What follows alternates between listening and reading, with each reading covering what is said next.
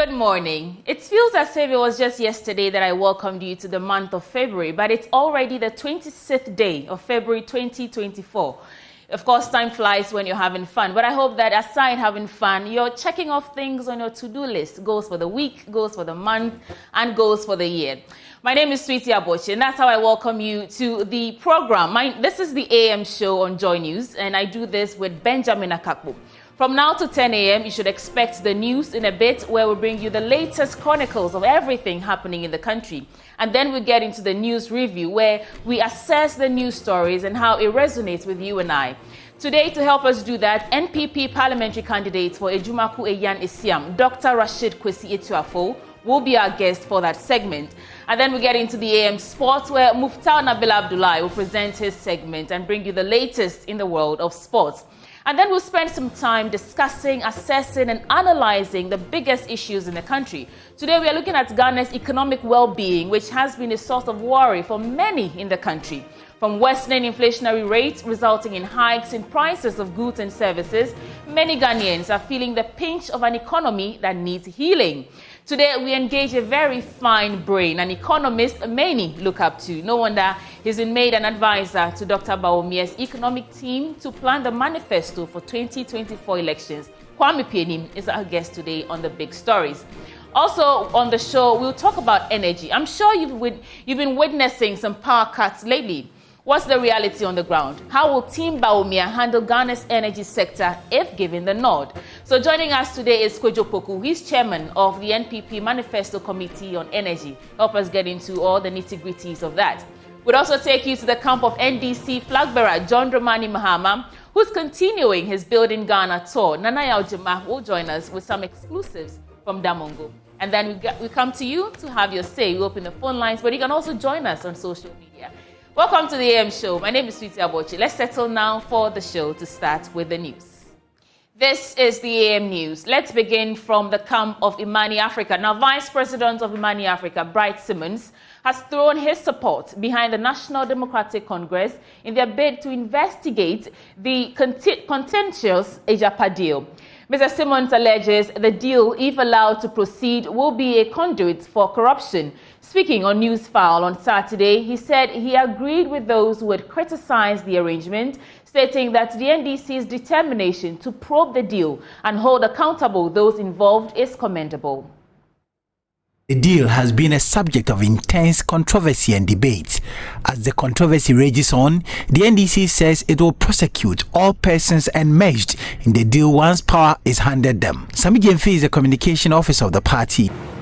We hold the position that the Japan deal was and is in to the interest of the Ghanaian people, because what it basically sought to do was to sell forward our mineral royalties for a pittance and at a grossly undervalued price, as posterity has shown.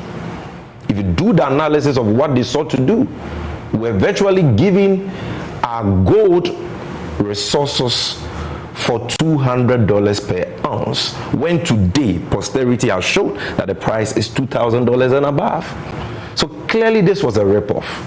As the scrutiny surrounding the deal intensifies, Vice President of Imani Africa, Bright Simmons, on Newsfile gave the NDC some pointers in their quest to investigate the deal. The issue is not just about the $12 million spent. More will be spent. We think 3 times more will be spent if this process continues to the end, because they have to now pay underwriters and investment bankers. And for that reason, and given the fact that we think it's incurably bad, the government must formally tell us they've stopped pursuing Ejapa. That is the issue. Ejapa could be a conduit for massive corruption, the way it has been designed. The starting point for the NDC will be to call for the agreements between all of these entities. But in a spirited defense, the MPP is fighting off claims that the deal is bad. Director for Communications, Richard Ahiagba, believes the deal is in the best interest of the country. This whole Ejapa thing is complex. Something I hope you appreciate that. It's a complex, abstract concept to try to create value for this country. So not a lot of people understand what Ejapa is. And so it is possible, it is easy to leverage that confusion and want to extract political value out of it. Residents in the Abatakpo enclave of the Whole West District struggle to survive as they lack access to basic social amenities in their communities. Life is unbearable in the enclave due to the unavailability of a health center, electricity and potable water. Fred Kwame has the rest of the story. The Abatakpo enclave consists of about 7 satellite communities settled on the boundaries of the Kalakpa Resource Reserve in the Whole West District. It is arguably the most deprived enclave in the Volta region. Residents here survive on peasant farming, hunting, animal rearing and gari production. The communities do not have access to potable water. 2 boreholes in Abatakpo, which they rely on, produce saline water. Due to their impoverished lifestyle, they are compelled to fall on frog-infested dams. They explain they have to fetch the muddied water and allow it to settle overnight.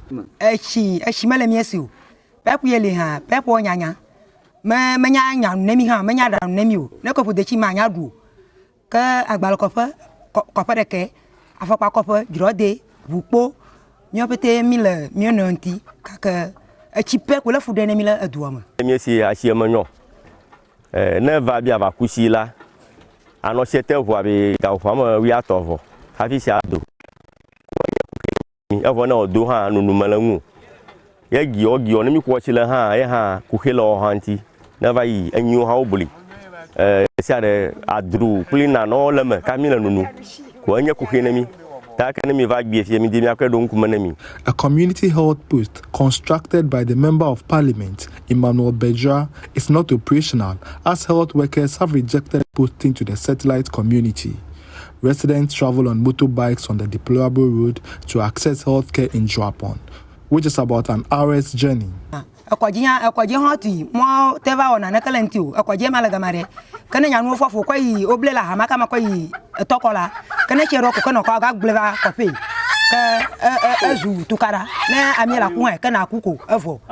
rural electrification project has stalled after high tension poles were erected, while those of lower tension are yet to be erected. JoyNews check revealed that the contractor abandoned the project due to the lack of transformers and other materials.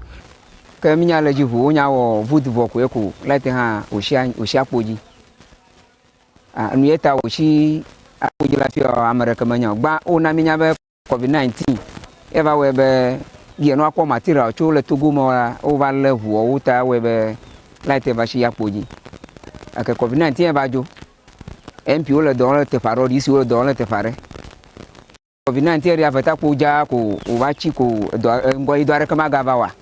In the absence of electricity, the residents adopted the use of solar energy to charge their phone batteries. This development is affecting their economic activities and livelihoods. Solar, you give me la bla, mio nuke la happy, mio battery la, happy, mio phone at our donemi. Vona nyabe, she jango yodola, catch mio phone or I want you donemi. It is the prayer of the residents that a benevolent individual or an organization comes to their aid and provide them with potable water while calling on the government to fast-track the rural electrification project. Fred Kwame, JoyNews, Abatakpo. Now, while global migration figures continue to surge, reaching 281 million in 2020, migration regulation in the West Africa sub-region has been described by experts as outdated. Commenting on ECOWAS's travel migration protocol at a stakeholder dialogue in Accra, Director of the Center for Migration Studies at the University of Ghana, Professor Setrana Boatema, said there is a need for a review of some of ECOWAS's protocols on migration, describing such protocols as a cake. Karen Obeng has the rest of the story in the following report. Since the earliest times, humanity has been on the move. Some people move in search of work, economic opportunities, to join families. Others also escape conflict, persecution, or large-scale human rights violations. As of July 2020, the global number of international migrants was estimated at 281 million. The current figure is said to be 3 times higher than it was in 1970. Speaking at the dialogue, the director of the Center for Migration, Professor Setrana Boatema, told journalists that the dialogue was an opportunity for stakeholders to take a critical look at the phenomenon and promote the prospects in there. She also called for some ECOWAS protocols to be scrapped. We want to move from the negative narrative that seems to tell the story that everybody wants to go out there by hook or crook, kill themselves. No. What we are trying to say is that we need to create a common dialogue. And what is that common dialogue?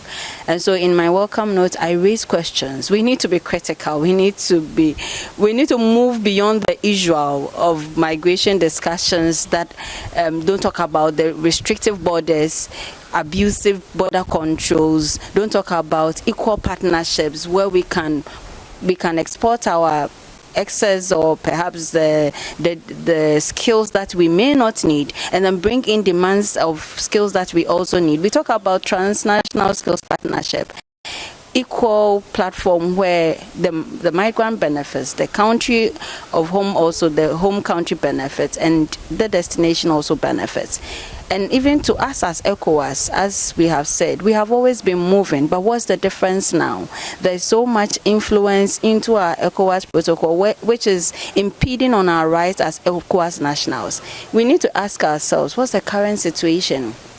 If Niger is out, if Burkina Faso is out, if Mali is out, what happens to these citizens? And what happens to us as nationals? We shouldn't forget about the extensive cross-border trading. A project coordinator for an NGO in Belgium emphasized the need to highlight the positive aspects of migration.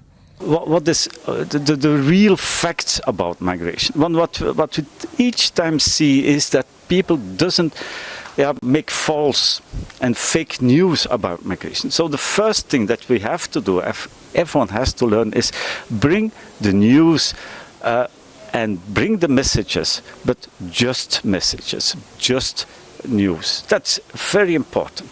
Second, if you're doing that, use every time the voice of the migrant. Listen to him and bring his voice into your message. So that's kind of rebalancing. When you're speaking about migration, you need to bring the voice of the migrant into your message. There was a number of presentations from the European Union, International Labour Organization, Ghana Refugee Board, and the Ghana Immigration Service, among others. The Center for Migration focuses on research and education related to migration trends, policies, and impacts, particularly in the African context. It offers academic programs and engages advocacy and policy dialogue to address the complex issues surrounding migration. Karen Obeng's report read to you. In other stories, residents of Samoa in the Lambuisi district of the Upper West region are heaving a sigh of relief following a commissioning of the water sanitation hygiene facility by the Netherlands Development Organization. The facility has a 10,000-liter capacity and 4-seater water closet toilet equipped with bathrooms and hand-washing basins. Speaking at the commissioning, Country Director of SNV, Barbara White Nkwala, said the project will improve the living standards of the people. Rafiq Salam reports from Samoa. The Healthy Future for All project is a 3-year project that seeks to uplift community water supply, sanitation and hygiene, and nutrition conditions in the Lambuisi district and Nandon municipality. The main objective of the project is to improve the living standards of community members and also build the capacity of members to ensure sustainability of the project with special focus on water, sanitation, water, health and nutrition. The project is being funded by the Hamsley Charitable Trust and implemented by the Netherlands Development Organization, SNV. As part of the project, the SNV commissioned and improved water sanitation, hygiene, wash facility at Samoa in the Lambuisi district. The facility has limited solar-powered mechanized water system with a 10,000 liters capacity and a 4-seater water closet toilet equipped with bathrooms and hand-washing basins. Maze of residents, including traditional rulers, representatives from the Nandon Municipal and Lambuisi District assemblies and health directorates attended the event. Country Director of SMV, Barbara White-Nkola, noted that the main objective of the project is aimed at improving the living standards of the people through improved access to water services and other interventions. Barbara White-Nkola laid bare some interventions rolled out since the inception of the project in 2022. We want to change and transform systems and work with government on their priorities to make lasting change and lasting impact. Since the start of this project in 2022, the project has successfully completed and handed over 4 solar water systems to 4 different communities, including 2 health centers. We've completed the 8 solar water systems and 8 sanitation facilities, 2 schools, and 6 healthcare facilities. We've also distributed 200 hand washing facilities. You will see one over here. That's a demonstration of the 200 that we have installed. Lamuse District Chief Executive Gerald Naruri underscored the important role sanitation plays in the life of the people. I wish to indicate that the Assembly continues to benefit a lot from the SMV's intervention in other areas such as capacity building of artisans, staff of the Assembly, empowerment of the women in CLTS through cash grants, construction of latrines for the vulnerable in about 40 communities, distribution of hand washing facilities, basic tools, and etc.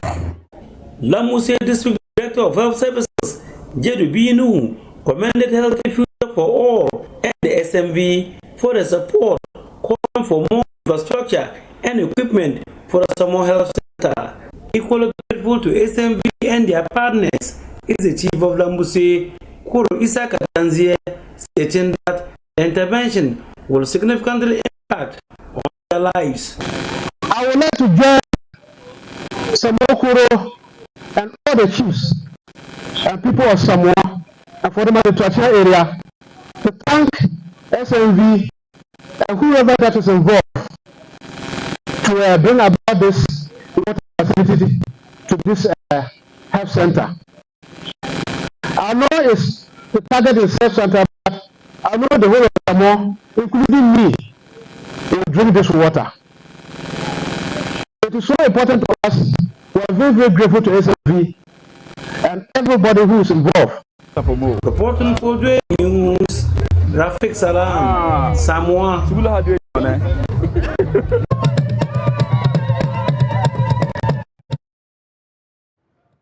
That's an interesting report there from Rafik Salam. But moving on, some selected journalists from the Bono East and five northern regions have been trained to counter propaganda narratives and mis- or disinformation ahead of the 2024 general elections. Programs Officer for Media and Good Governance at the Media Foundation for West Africa, Aji Zatu Moro Maiga, says this training will empower the selected journalists to fact-check claims made by politicians in the build-up to the December polls. Anasabit has more.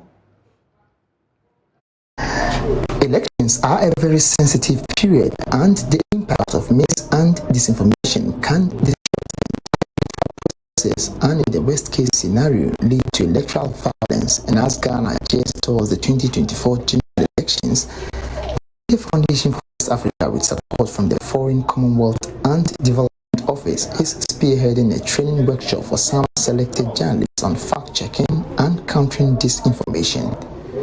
Program Officer in the Media and Good Governance Program and the lead coordinator for the 2-day workshop held in the northern part of the country, Adiza Tomorrow Maiga, says the move is to empower journalists to counter propaganda narratives ahead of the general elections. You know, we are in an election year, and during elections, a lot happens in terms of misinformation, and people use social media platforms to spew out false information, causing harm, and it can even degenerate into violence.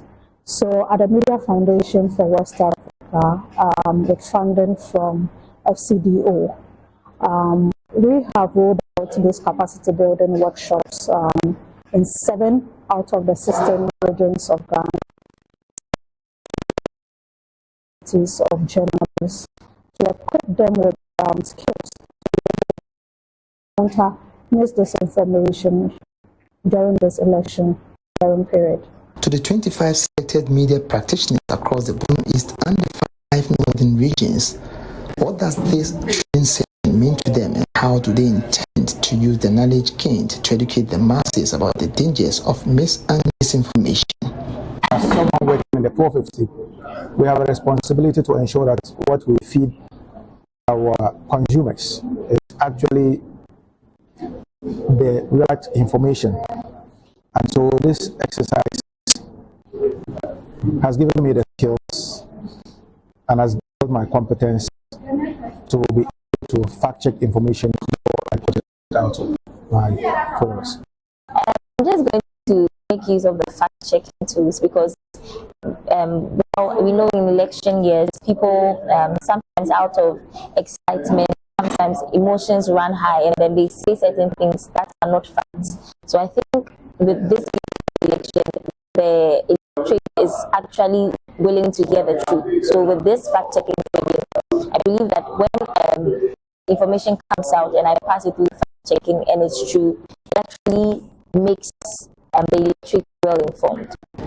Emmanuel also known as Gachin, works with Free FM in Techiman. He lauded the Media Foundation for West Africa for the training and called on government and other stakeholders to support such ventures to help minimize conflicts during elections. Disinformation, misinformation, malinformation, what have you, goes a long way to tarnish the image of the president, the image of the ministers, the image of the ordinary Ghanaian. But we don't want to spend money in educating the citizenry, knowing how to identify falsehood and propagate the truths. So I appeal to Media Foundation, they should revise their 2-day workshop to at least 3 days. And the government of the day should also have interest in sponsoring this kind of education. It is very, very, very important. They should continue organizing such training. The resource persons, Stephen Tindy of Unimark and Raymond of JoyNews, spent several hours exposing the participants to the dangers of spreading mis and disinformation and various fact-checking tools to help them identify fake news in the electioneering period. Anna Sabit, JoyNews, Tamale.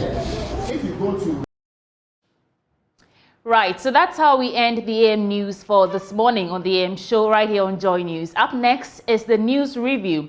NPP parliamentary candidate for Ejumako Eyanisiam, Dr. Rashid Kwesi Etuafo, will be joining Benjamin Akakpo for the news review. Please stay with us for that.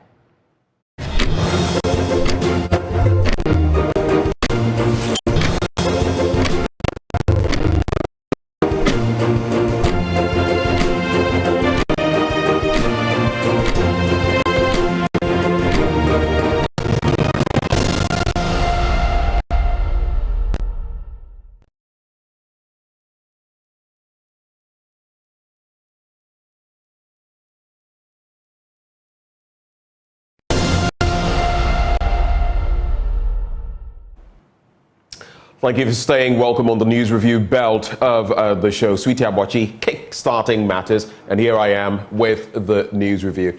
Now, before I get to my guest this morning, this segment always brought to you by Endpoint Homeopathic Clinic. And as always, they are offering you, if you're a man, your prostate screening for free. If you're a woman, your fertility status screening for free. Just reach out to them at any of their branches. They are here in Accra at Spintex opposite the Shell signboard, Kumasi, Kronumabwe behind the Angel Educational Complex, Takrade and Naji State, Tema Community 22, Techiman, Hanswa, and Esiama in Zama. Their call lines remain 0244 867 068 or 0274 234 321. Endpoint Homeopathic Clinic, the end to chronic disease. And the start of the News Review. Joining me for this morning's review, the MPP's parliamentary candidate for Ejumako-Enyan-Esiam, Dr. Rashid Kwesi Etuafo. He is my guest. Good mornings. Doc, you may have to unmute. Good morning.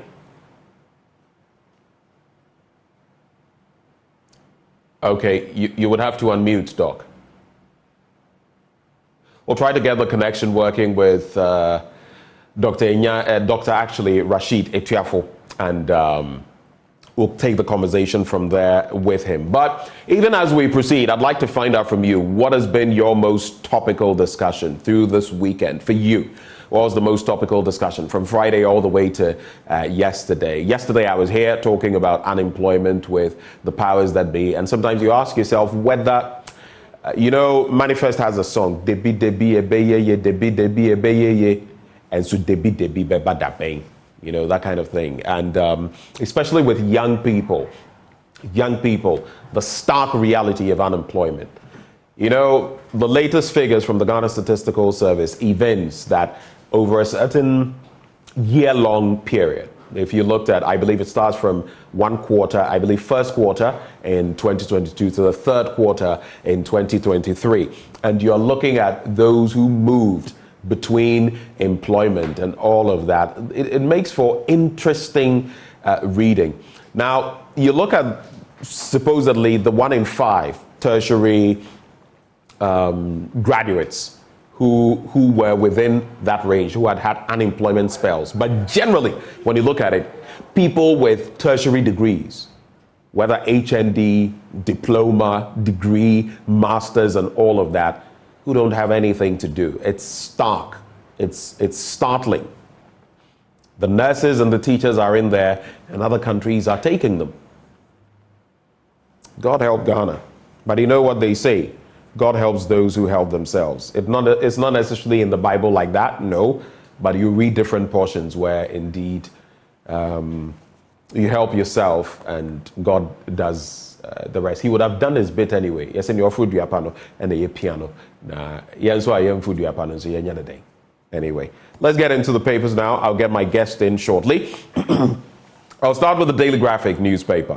2024 presidential election, who partners? Dr. Baumia, and a picture there of Dr. Matthew Opoku-Prempeh together with Dr. Yao Osei-Educhum, of course, respectively, ministers for energy and education. But honestly, when I look at the MPP now and reflect on the caliber of people and juxtapose that with the caliber of people under maybe a John Ejekum Kufuor, I see a paucity, scarcity, shortage of the kinds of elements that really, you know what I mean. I'll not continue, but I guess it is what it is. You pick out of the pool that you have. And if you have the men and the women, you can only pick out of what you do have.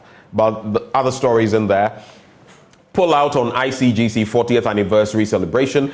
I'll keep my promises. That's according to Mahama. Agogohene pleads for Salt FM. NTA closes 4 stations in Boku, and they were said to be fueling tension in that area.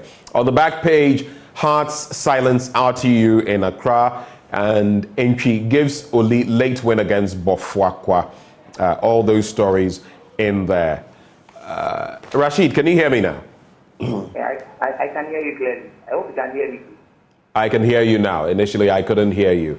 Where do you find yourself currently? What is the state of Ejumako-Enyan-Esiam, the constituency you're hoping to represent come election 2024?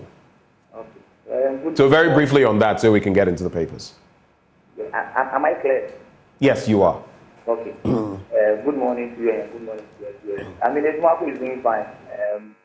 We are still touching base with the people and making a case for the MPP and our presidential candidates, Alhaji Dr. Mahmoud Baumia, and then myself, and making a case strongly that the MPP is better placed to serve and rule Ghana in the next 4 years. We think that we're a better party amongst the options available.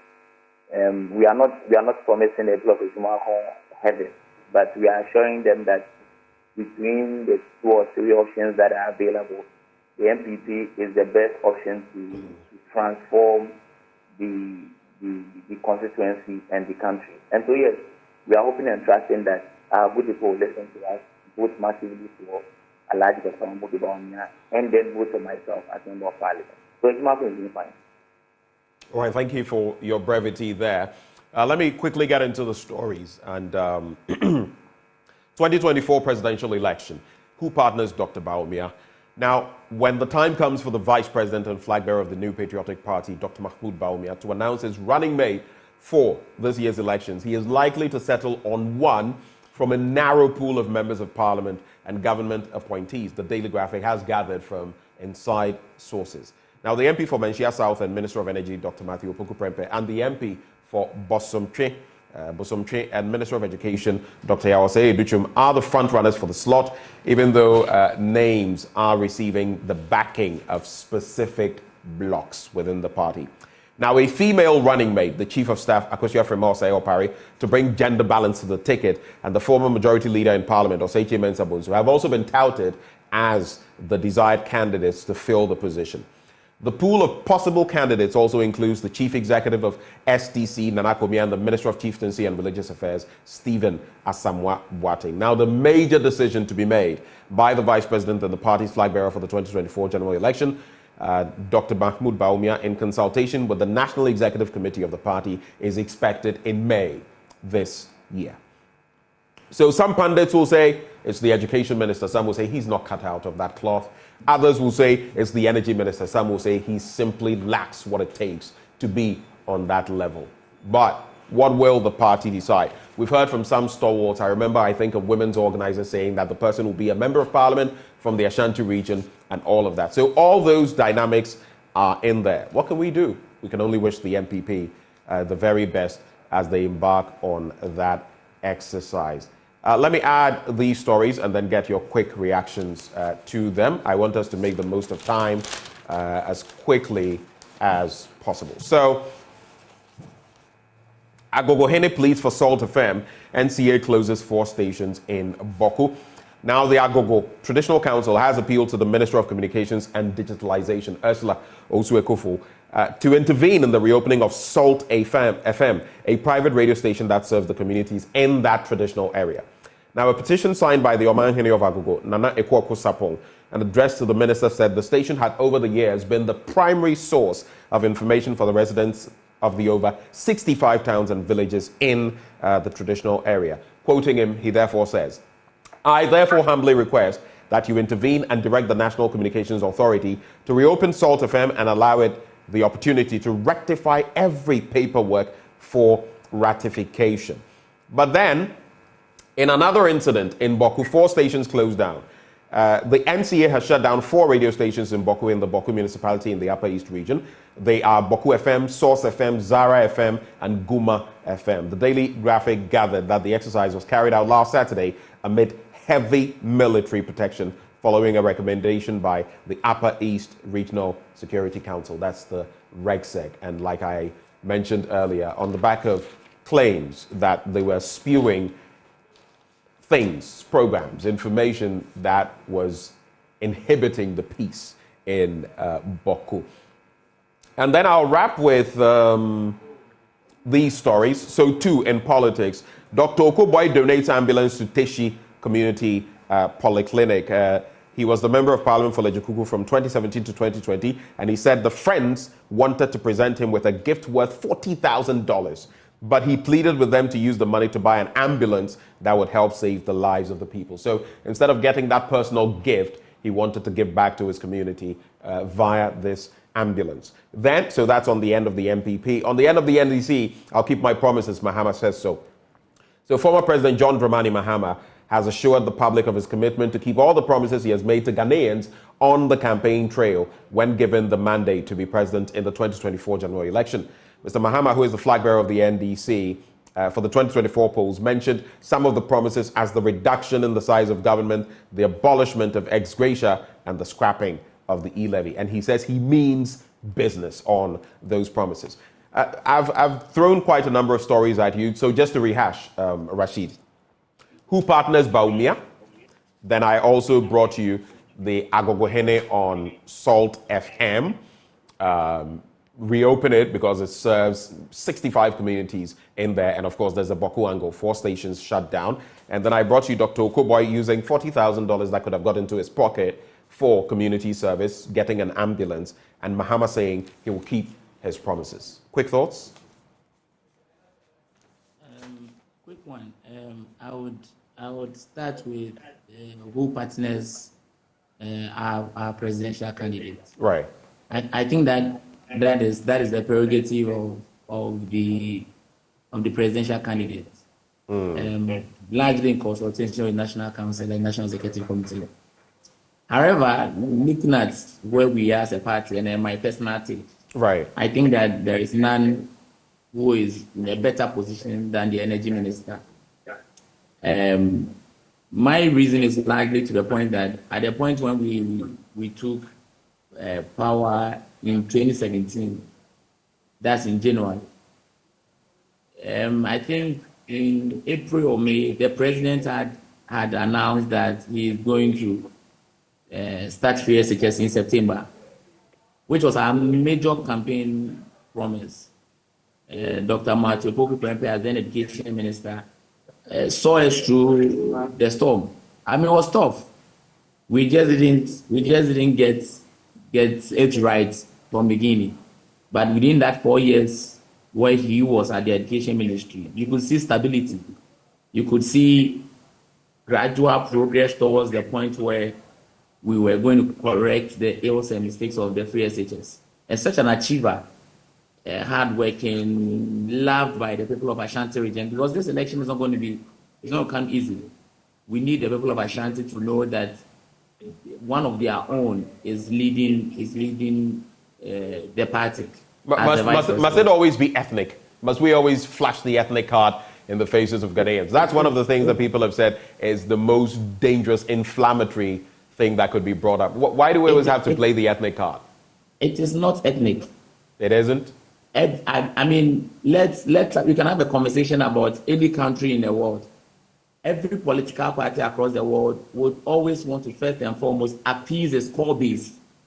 I mean, you can go to the Republicans, we can have a conversation on that. Yeah, the conversation shifts when you bring in ethnicity. It's in other jurisdictions. You are mentioning the US. In other jurisdictions, it's about who can give us the numbers, who can argue, debate the issues. So I am not saying largely the people, the Ashantis. I said Ashanti region. Ashanti region is not we have a lot of ethnic groupings in Ashanti region. On ethnicity, right. Even if it's broad, you've singled out a region. It means there's a certain group of ethnic groups that we're looking at. No. Okay, now take your time and listen. All I'm saying is that politically, across the world, every political party would want to appease its core base. That we understand. Whether your core base is coming from a state, whether it's coming from a region, whether it's coming from a sector of your country, your core base would have to be appeased. Because that is where you get your votes from. And in appeasing them, you get them as either the front line or a supporting staff, or one or two of the most important roles are played by your core base. Now, the MPP has the Ashanti region as its core base. And so, ordinarily, we will not sit and say that because of someone claiming that is ethnic. As though in Ashanti region, we don't have guns there, we don't have fancies there, we don't have airways there, we have all, it's a cosmopolitan. So obviously, you have other ethnic groupings in Ashanti region. However, it happens to be the most largest region that supports the MPP. So that must be made clear. And among the front runners, if there's anybody that I think that is loved by the people of the region, then I'll look no further other than the energy minister. So Dr. Educhum is hated by those people. You say if you look at someone who is loved. No, I'm saying you say if you look at someone who is loved, so he's hated, eh? It is not white or black, my brother. There could be a shade of grey. Shade of grey, eh? For me. There could be a shade of grey. Please don't bring me trouble. But beyond that, you would agree that the energy minister has been an achiever. And we need people who are achievers to man this country. Right. And so for me, I think so. But the ultimate responsibility lies on the vice president and our presidential candidate. Right. He would have to decide. So we are still hoping and praying that he makes the best choice for the party, as he has always done. Now, did I hear the NDC presidential candidate say that he would keep his promise?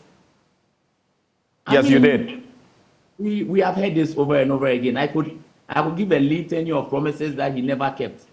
I could give statements he's made in the past that he himself knows that he cannot achieve those things. I'm not going to discuss him, but Ghanaians will decide between him and then the presidential candidate of the MPP. Ghanaians will take a decision, and I have no doubt in my mind that the voters is going to vote for Alhaji Dr. Mahmoud Bawumia. Because indeed, we have President John Mahama as president of this country for almost 7 years. Right. And we saw how he governed this country. And we saw the promises, the litany of promises he made that he could not keep. So what has changed? I am not going to go... Let me throw that same question back to you in terms of your flag bearer. I could sit here right now without even thinking and name so many things he has had, especially about the economy, that have turned on their heads. And so many things he's saying now that, practically speaking, I don't want to go there. So what exactly are you saying? And when you say practically speaking, if you want us to do this, I could have you come up with a list and give me the inferences or references, and I will do same for you on the other side. We can do that right now. You and I have had a conversation on this before. Yes, and we can go there again. I've shown you why I think the MPP is a better option. We will not travel this line. If you want to travel this line, trust me, the NDC will not beat the MPP in any sector of the economy. Do you know what's interesting? We don't even need to banter about this, but you know the interesting part? Like you rightly said, at the end of the day, it is the good people of Ghana, including both of us, who will vote in the end. And where the masses go is where we'll head. There's no need splitting hairs over who is the better, or who has lied more, or who has lied less, or who has done more, or who has done less. In the end, the people will vote, and will not even need to have this discussion. But let's move on to the other issues because of time. Convicted and convinced that the NDC is a better option than the MPP. I doubt you are. The MPP, I know you know that the MPP is always a better option than the NDC. And so yes. To the ambulance donated by my brother, my senior from Kwame Nkrumah University of Science and Technology. He was my vice president when I was in tech. Fantastic leader. We all have seen Okoboy and numerous things he's done for his constituents. Quite unfortunate that he lost the 2020 elections. He's coming back stronger. And even after losing, we had seen the things he led from the front even after he lost. That shows progress. That shows that he is a leader, and donating an ambulance to his people makes that statement that even when he is not a member of parliament who enjoys common fund and enjoys all the largesse of the office, he is still committed to serving his people, and that is progress. And I have no doubt in my mind that he would go back to parliament as member of parliament, and he's going to serve the country as Minister of Health. Now to the Salt FM Boko. Well, let me just sneak in this bit, and that is another aspect that I find a little worrying. It is not to say that the NDC lacks when it comes to health, people in the health sector. You remember Alex Segbefia, among others. But I'm saying too that sometimes, for example, with the Ghana Statistical Service boss currently, Professor Samuel Kobina Enim, he's a fantastic gentleman. And me, I say that whether the MPP is retained in power or some other administration comes, someone like him should be retained because of what I see him doing. Within this period, you've never seen a government statistician who has done some of the things he's done, who has come out with some of the reports he's taken seriously, and who is so willing to interact with the media. I could say same for someone like Daniel Yao-Domelevo, who was hounded out. People like that, if you truly mean well for the country, if you truly mean well, it doesn't matter what your political tincture or coloration is. You should be able to allow them to do their work. And I use that as a premise because I feel same about Dr. Okuboy. I feel he's very passionate about health, and I feel some such people, it should be possible, even in an administration that is not theirs, for people to say, okay, I want you to assist. I want you to be a deputy minister, or I want you to be a minister. That is my thinking. I don't see too much of that. And I feel that is why our politics is too partisan. But you go ahead. I mean, that thought just came to mind. Oh, I mean, largely so I agree. I think that there are some people who, when are given opportunities to serve their country, prove beyond every reasonable doubt that they serve their country wholly. And so, yes, like I've said, my senior colleague, Dr. Okuboy, has proven beyond every reasonable doubt that he's a fine gentleman and he needs to come back to Parliament. And I am convicted and convinced that he's going to serve Ghanaians at the Ministry of Health to his utmost. Maybe yes. But you see, there's a little challenge. But I'll go back to the NCA and its suspension. So we've still not gone past the daily graphical. It's like I said, I mean, with the situation, anything that would bring peace, so far as is within the remit of the law, I shall endorse. Because it's become one too many times where you would hear these things happening, and it's scary. I have done some works in Mongnori before, and I know the people of Boko are largely peaceful. So whenever I hear these things happening, I get worried. So if that is what will bring peace, then I support the National Security and the National Communication Authority to do so. For the Salt FM, I would appeal that if it's compliance issue and it's license payment issues, I would beg that the Ministry of Communication will listen to the Chief of Agogo and get the Salt FM crew to do the needful. So you're getting you're adding your voice to that plea, if you like, right? I mean, yes, largely so. If it's compliance and license issues, right? And when people are deprived of relevant information, they revolt. And so, if Salt FM is one of the, if not the only, but one of the only means of getting information to the people of Agogo, then why not? We should get National Communication Authority to get Salt FM to settle its licensing fees and compliance issues and then get them to come back so that they will not be deprived of relevant information. Right. Let's quickly get into other stories. I'll also look at some of those from other newspapers and what exactly they have to tell us this morning. But let me do the international front of the paper. ECOWAS lifts school sanctions on Niger. And West Africa's regional bloc ECOWAS has lifted travel, commercial, and economic sanctions imposed on Niger that were aimed at reversing the coup staged in the country last year. A senior official announced Saturday the sanctions will be lifted with immediate effect, the president of the ECOWAS Commission, Omar Aliou Touré, said after the bloc's meeting in Nigeria's capital, Abuja, that aimed at addressing existential threats facing the region, as well as imploring 3 junta-led nations that had quit the bloc to rescind their decisions. Now, the ANC has launched its manifesto ahead of the May election, and the U.S. targets Russia with more than 500 new sanctions. But of course, a lot of these actually, it's not like 500 new sanctions, technically. These are sanctions that are already in place, but being implemented in different ways. Now, the Ghanaian Times newspaper, partner state to tackle socio-economic problems. President tasks Christian community. President delivers SONA tomorrow. For those of you watching, and you can share your thoughts with me. I don't know what your expectations are of the State of the Nation address.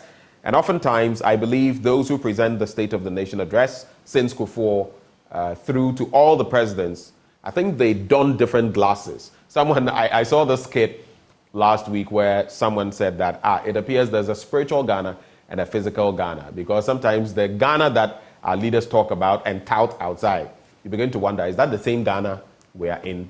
Ghana no, Ghana A and Ghana B, Team A and Team B, and as Ghana B will be a him. Anyway, NDC to establish $50 million fintech growth fund to support digital economy. Ex-President Mahama says so. Alan takes campaign to markets as he sells GTP to traders in Accra. This is a good one, but he's not selling the cloth. It's about his plan for Ghana. Nana Kwaku Sapong appeals to Communications Minister NCA to reopen Salt FM. We've looked at that story. So let me quickly do the one on page 8, page 4, and then Alan Kyei-Mensah-Bonsu as well. So starting with page 4. President Akufo-Addo will tomorrow, February 27, present a message on the state of the nation to Parliament in Accra. And his address to the nation via Parliament will be the last but one before his tenure expires on January 6, 2025. This term, last but one, why don't we just use, it's a Ghanaianism. Why don't we just use what is right, penultimate, or the one before the last, but last but one, yeah. You know, there are some things you only hear in Ghana. Anyway, another story there, page 8. NDC to establish $50 million fintech. So the next National Democratic Congress administration will establish a fintech growth fund with an initial seed capital of $50 million to support indigenous companies in fostering the growth of the digital economy, former President John Dramani Mahama has announced. I'm reading this story because, especially for both the NDC and the MPP and other candidates, presidential candidates, I want us to scrutinize the things they say and the sums of money they keep attaching to these projects and programs, especially tied to an IMF program. I need think tanks like Imani Africa, groups like ours in the media to look at them because, like we keep saying, we foreshine our eyes. And this year, electorally speaking, we no go grieve for anybody. You try, do we, why you, it's going to be. And I'm not just really saying tied to the former president, but lots of things I've heard from both him and Dr. Bawumia. We could debate those throughout the night. The president has also called on the African Christian community or movement not to only focus on the spiritual growth of the people, but also their socio-economic development. He said there was the need for the Christian community to work closely together with the state in tackling the problems that confronted the citizenry. But I might also throw it back to Mr. President. How well have you developed the socio-economic lives of Ghanaians? So let me look at Alan, and then I can come to you, Alan Kyei-Mensah-Bonsu. So, leader and founder of the Movement for Change, Alan John Kwadwo Kyei-Mensah-Bonsu, on Friday took his campaign to some major markets in Accra to propagate his message of the Great Transformational Plan. The markets the former Trade and Industry Minister visited included Okanshi, Makola, Tudu, Kwesi Adwaso, or is it Kwesi Adwaso? Aboso Okai, Kaneshi, and Kokompe. I'm not too familiar with that one, so if I murdered it, please pardon me. Momentarily, business activities came to a halt as the traders left their wares to catch a glimpse of the man who had been in charge of their industry for the past 7 years. And the crowd was thick. He moved at snail pace as a result of the swelling crowd. And he said his team moved to Tudu and TS, where he met with the president and executives of the Greater Accra Market Women Association. And that's it for the political front. Any quick reactions as we move to the next one? Yes, obviously. I am sure that the president's State of the Nation address would bring a lot of hope. It's going to give where we have come from the past month to a year, and then it would dovetail into where we are going. I'm sure that will bring some clarity, that will bring some direction, that will bring ignite some hope in us once more. We know that the president, when he speaks, brings a lot of hope to people, and that's exactly what's going to happen. He's not just going to be talk. He's not going to give the rhetoric. He's going to give facts, figures, let us know exactly what it is that he's done and what he's going to do into the election year. And so I am sure that is what is going to happen. Now with ECOWAS and lifting of sanctions, for me, like I said earlier, it is what will bring peace, what will bring stability, what will bring improvement in the lives of people within this ECOWAS region. So for those in the helm of affairs, if to them and to their mind, the best form now is for them to lift sanctions that would bring some level of peace, stability, progress to the people of the region, then why not? And so, for our former Trade and Industry Minister who has left us to join Afro Franco movement, I would not discuss it because I thought that, or I think that largely he should come back home. But I support the sanctions that has been lifted. At least it would allow for engagement. I believe that the President's State of the Nation address would bring a lot of hope. The message of hope, which is necessary, and he was also going to direct the country to direct us as to the vision he has going into his last term in office as president. And so yes, we look forward to it. I always find it interesting. I say when I listen to politicians, you sound so whether it's the NDC or the MPP. You sound so confident. It smacks sometimes as though you knew something that the rest of the people didn't, and as though you lived in a different bubble. Sometimes that's the impression I get when I speak to members of the NDC and the MPP, because some of your optimism and some of how you are, and the president gives hope and all of that. I'm sure people are watching you, some of them, and wondering, okay, but that. You're entitled to your opinion, and everyone else out there is entitled to their opinion. I can't wait for election 2024 because I want to see how Ghanaians think and what the outcome is going to be. I don't see. In this Fourth Republic, I look at so many things and I get so worried. One of them, unemployment, which I was talking about just yesterday on the probe. But since we're done with this, done and dusted, let's wrap with other papers very quickly and get out of here.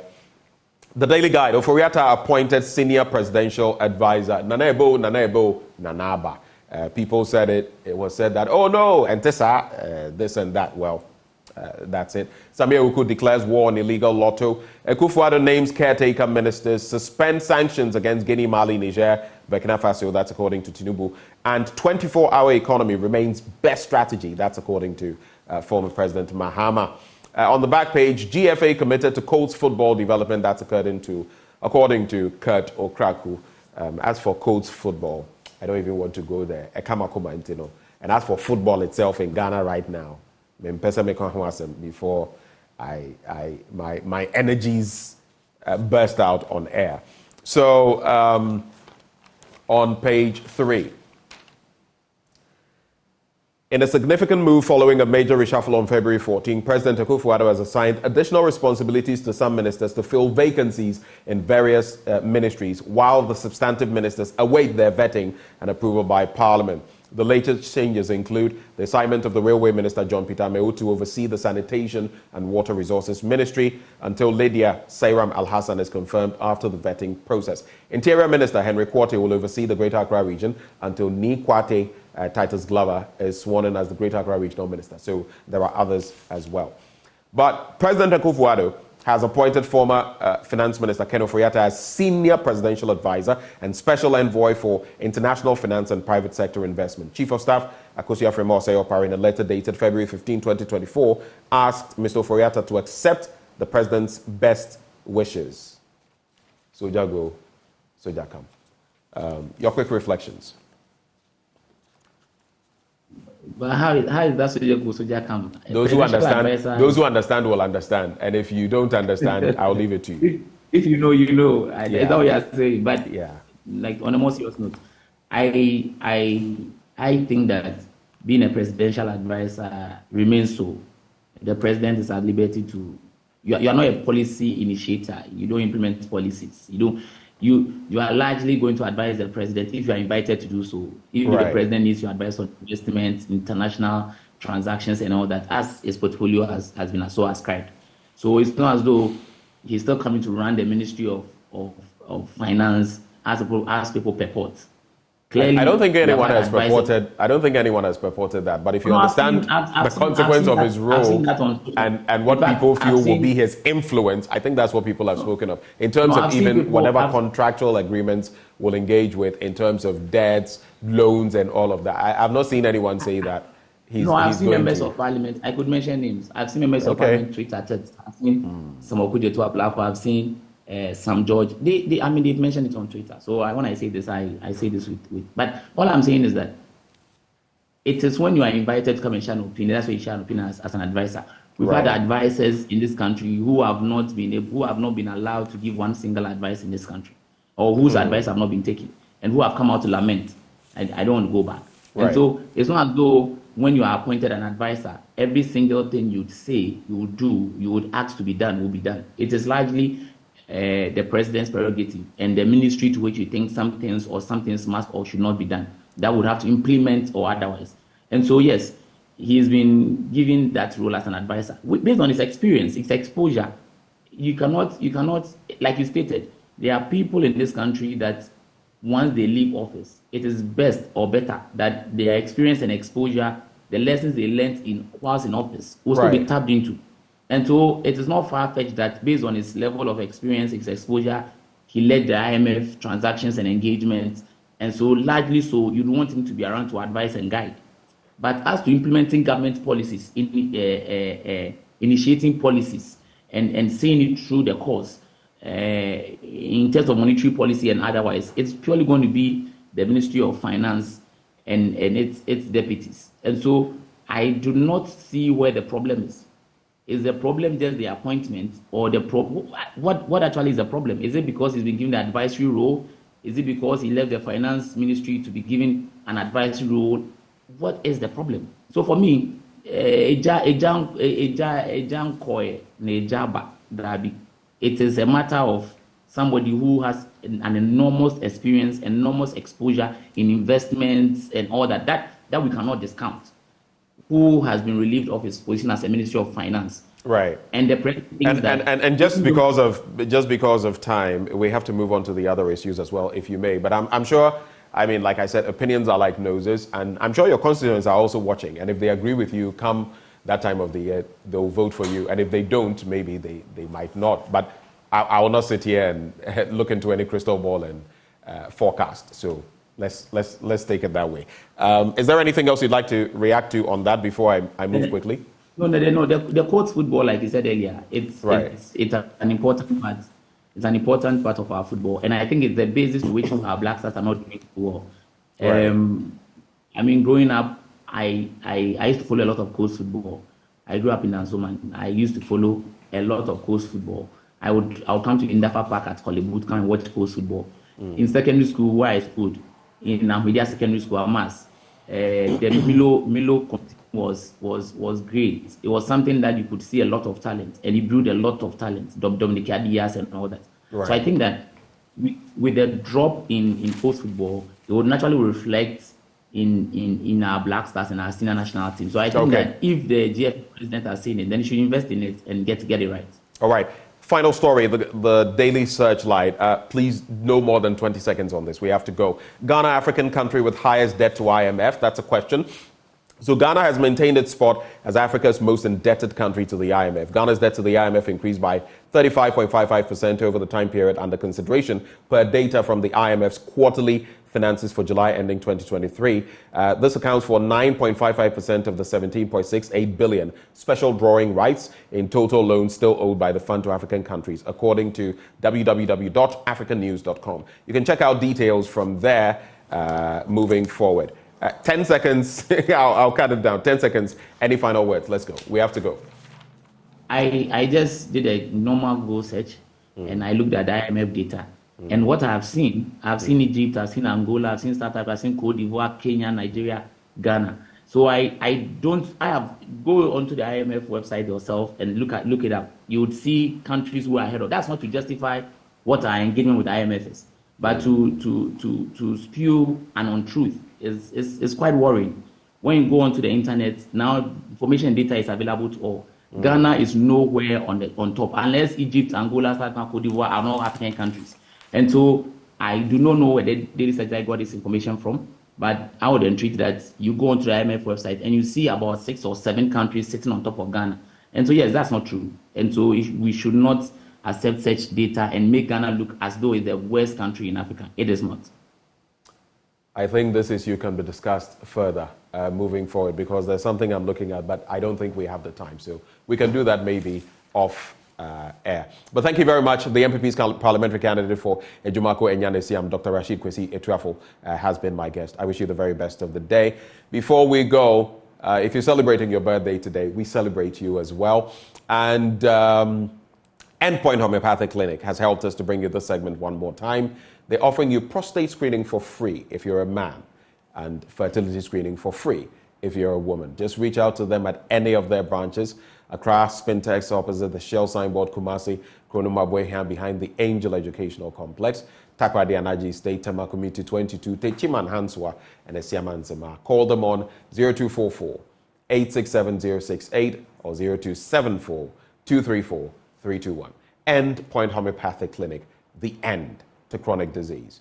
There's been a lot happening over the weekend. Chelsea, Liverpool, the Wolves, among other teams, and Messi's own Inter Miami as well. We don't get to hear too much about them, do we? Anyway, sports coming up next.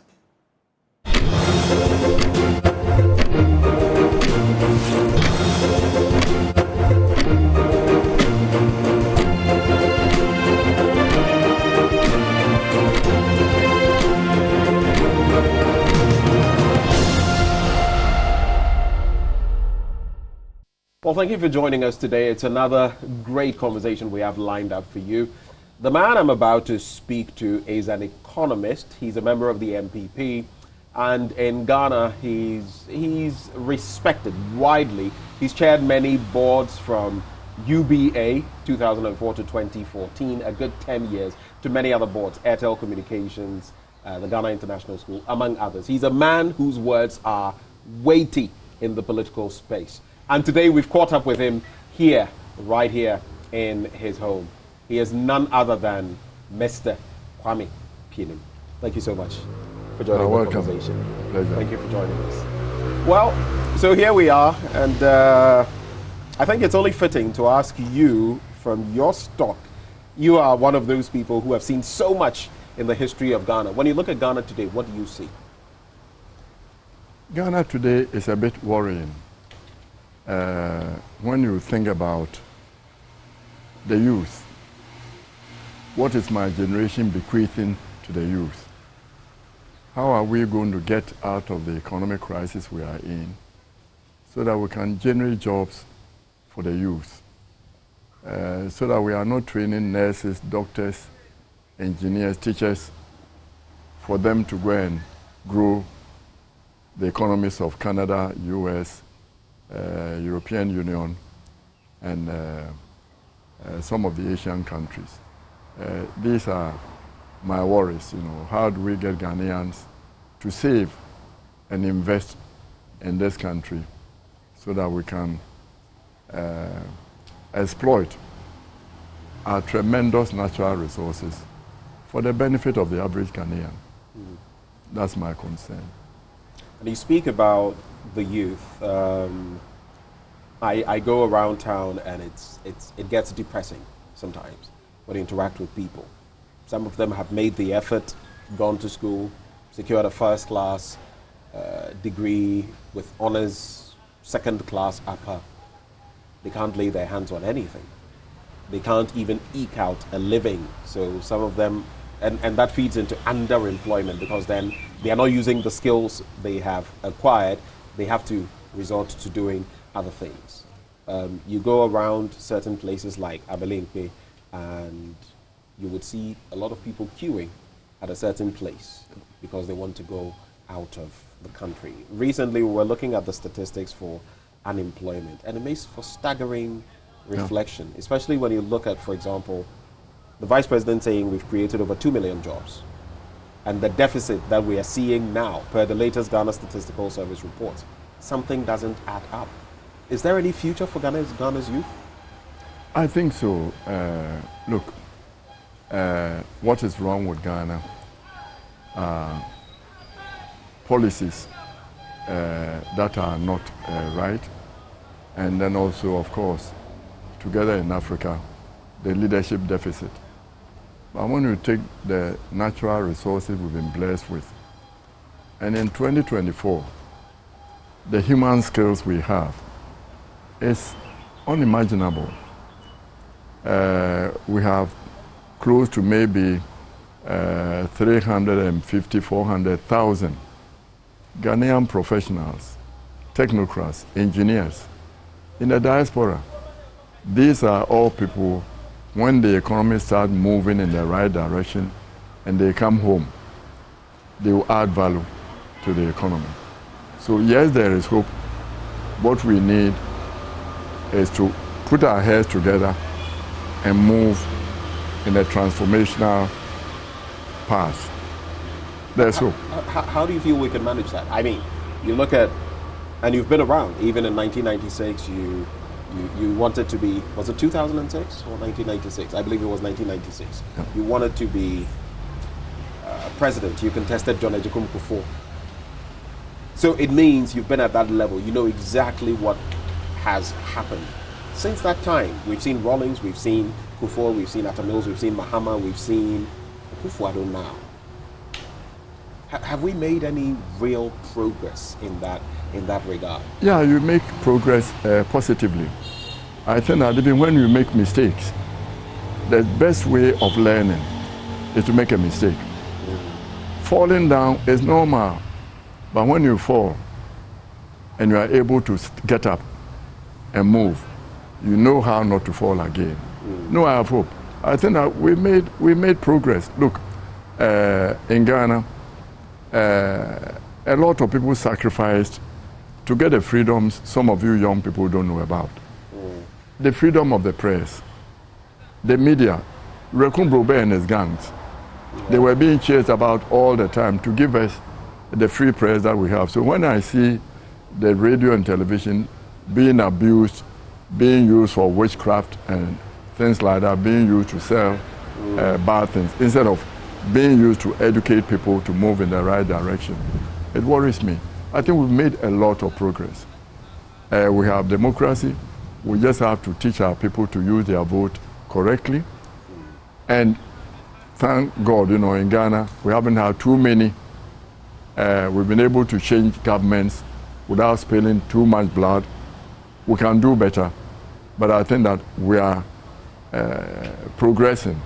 You know, we are a young country, less than 100 years. Other countries we are looking at have been there for thousands of years, 500 years, 400 years.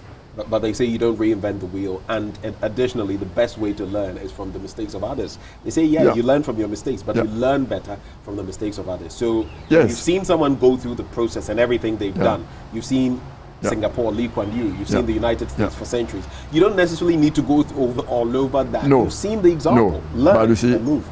What you learn best is the mistakes you make yourself, and then you go. I'm not saying that we shouldn't learn from others. We should learn from others. But what we know is that for any country to develop now, you take a look at your natural resources and then take a look at the international supply chain and say, what do I have so I can add value to it and move? So you need highly educated people, because it's all brain power now. Once you have the highly educated people, then you can use your resources properly. So I'm not ready to give up on Ghanaians. My children are by far smarter than I am. I see the young people, they are smart. People come from outside with good work habits. They are smart. All they need is a little bit of support and a little bit of policy guidance, and sometimes even the government getting out of their way for them to move. And since you've, started talking about our natural resources, of course, as for the human resource, we have it. You've already alluded to that. But the natural resources, so let's just spend a little time there. Now we've started exploiting lithium. We've engaged in many deals and all of that. We already have the gold, diamond, bauxite and all of that. But it appears to be that we are falling into the resource curse in the sense of Galamsey, among other things that have happened recently, just recently.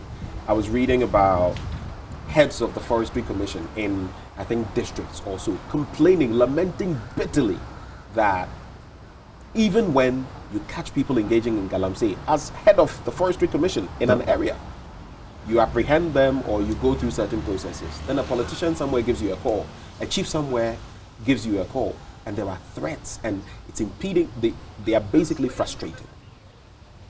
That's a typical example. We have the natural resources, but it's not trickling down. Yeah, but see,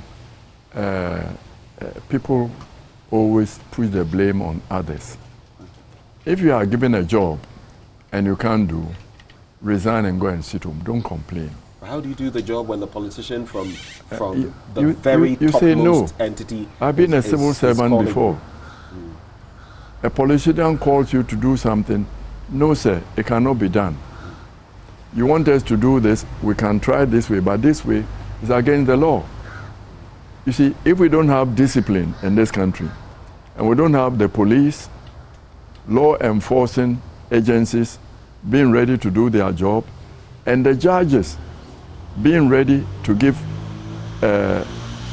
justice to people, we are not going to move. So people should stop pushing the blame. You are given a job, stop the galamsey. Call the police, they are not going to support you. Resign, go and sit home and do something else. I see. Let's talk a bit about your party, the New Patriotic Party. It's been through quite a lot. Yep. You had your first taste of power in 2000 under Kufuor, and he left quite a bit of a legacy.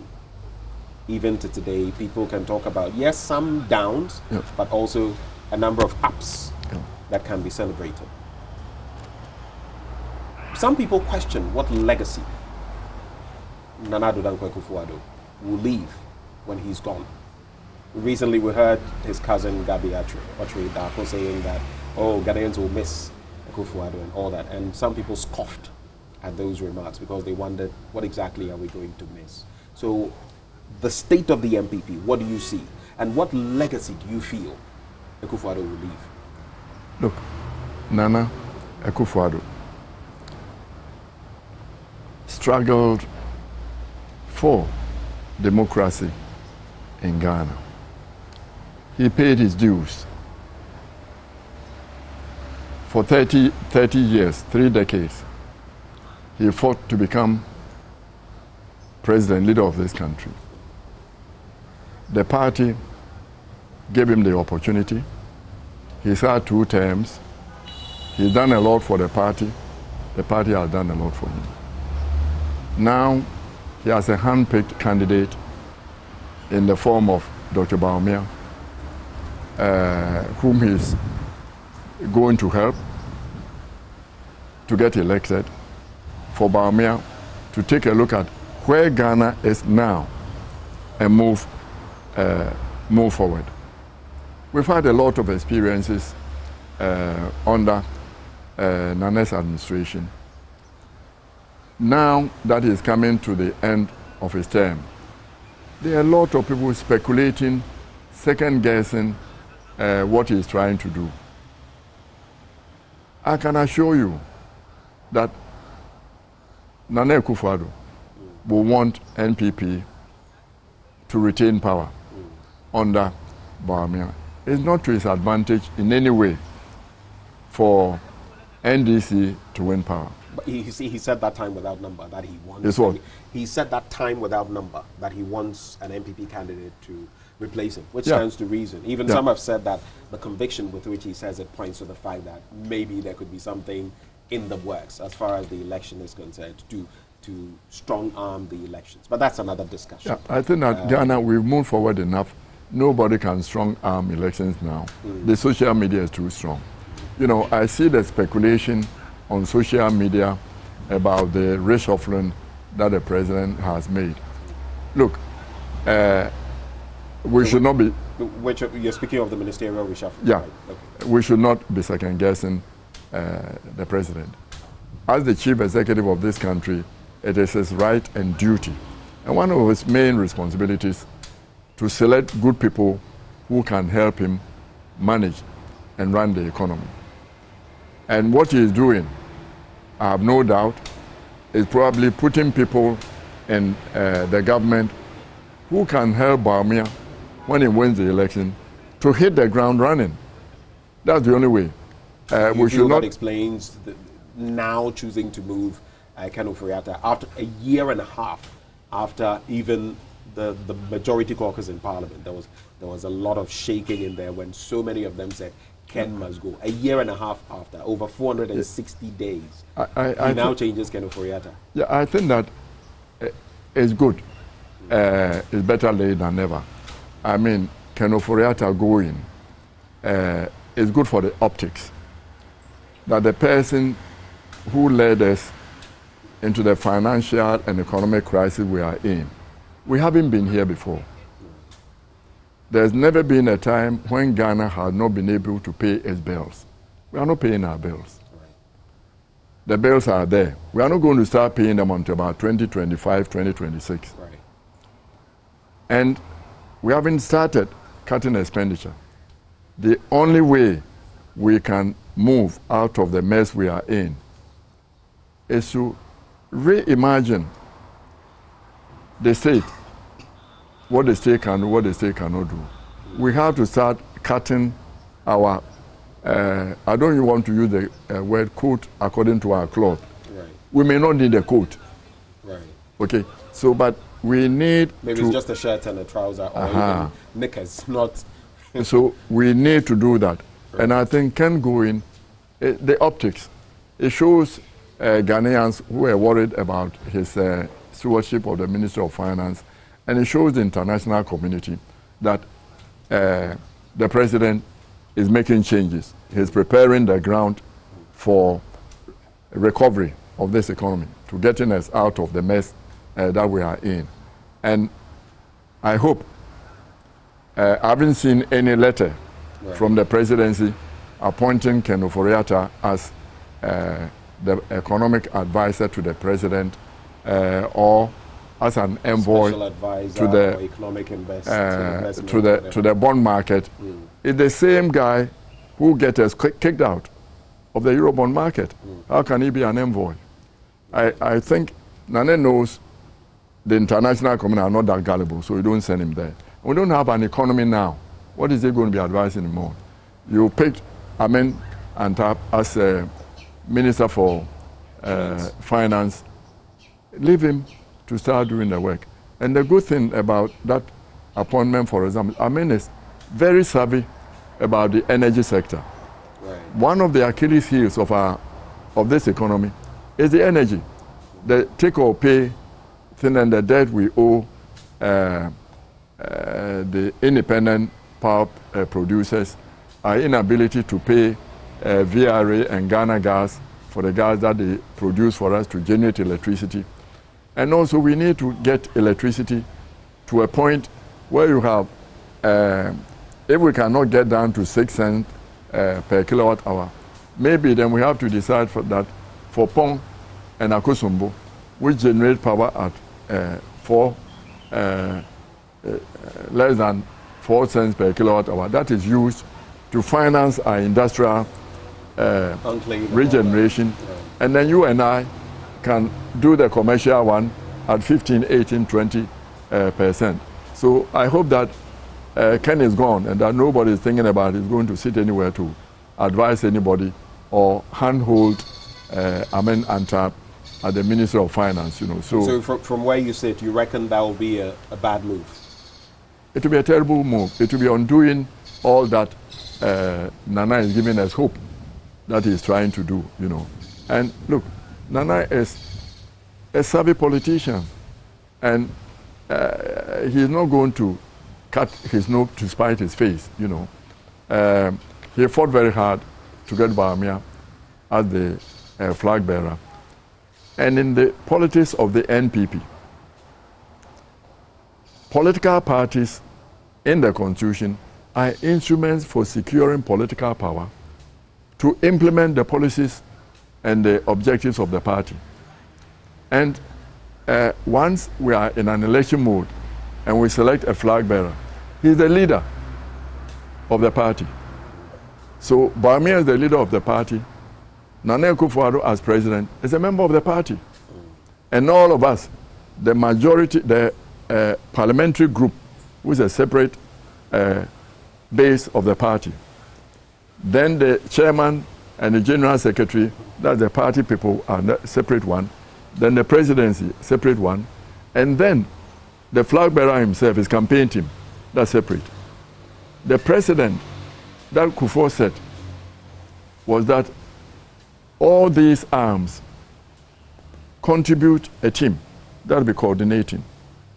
And they meet maybe once a week under the chairmanship of the leader of the party, the flag bearer, to coordinate whatever is going on in Parliament, what is going on in the party, what is going on in the campaign, so that we are not speaking across purpose. Right.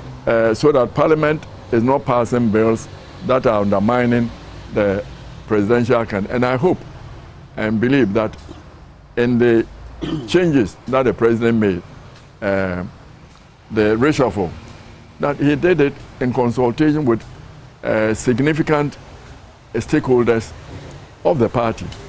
And I'm hoping that the Council of Elders, led by Hakma Osei-Kyei-Mensah-Bonsu, and then the party chairman, Stephen Intim, and the general secretary, and Baumia as flag bearer, all of them, and the president will get together and constitute this team that will help Baumia run the election, right, so that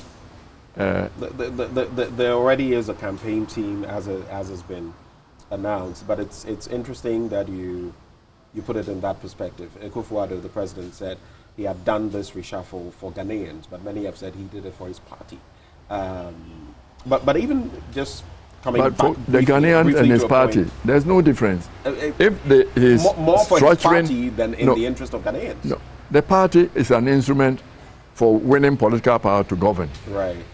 If he did it for the party to be able to prepare for the next term, or to end on a crescendo, it's good for the nation. I get your analogy, but we have two major political parties. Yeah. And some would say, even look at the president's comments, whether in Lepe or on Ekumfi, and you get to realize that it's not necessarily everything that the party wants or that he thinks is good for the party that is good for the ordinary people. You remember his comments about Ekumfi, Atukujo, you let go of him in 2020. You voted for him in 2016, didn't return him to Parliament in 2020. And then Nunti, I've not been developing Ekumfi. That's what he said. That's what Akufo-Addo said.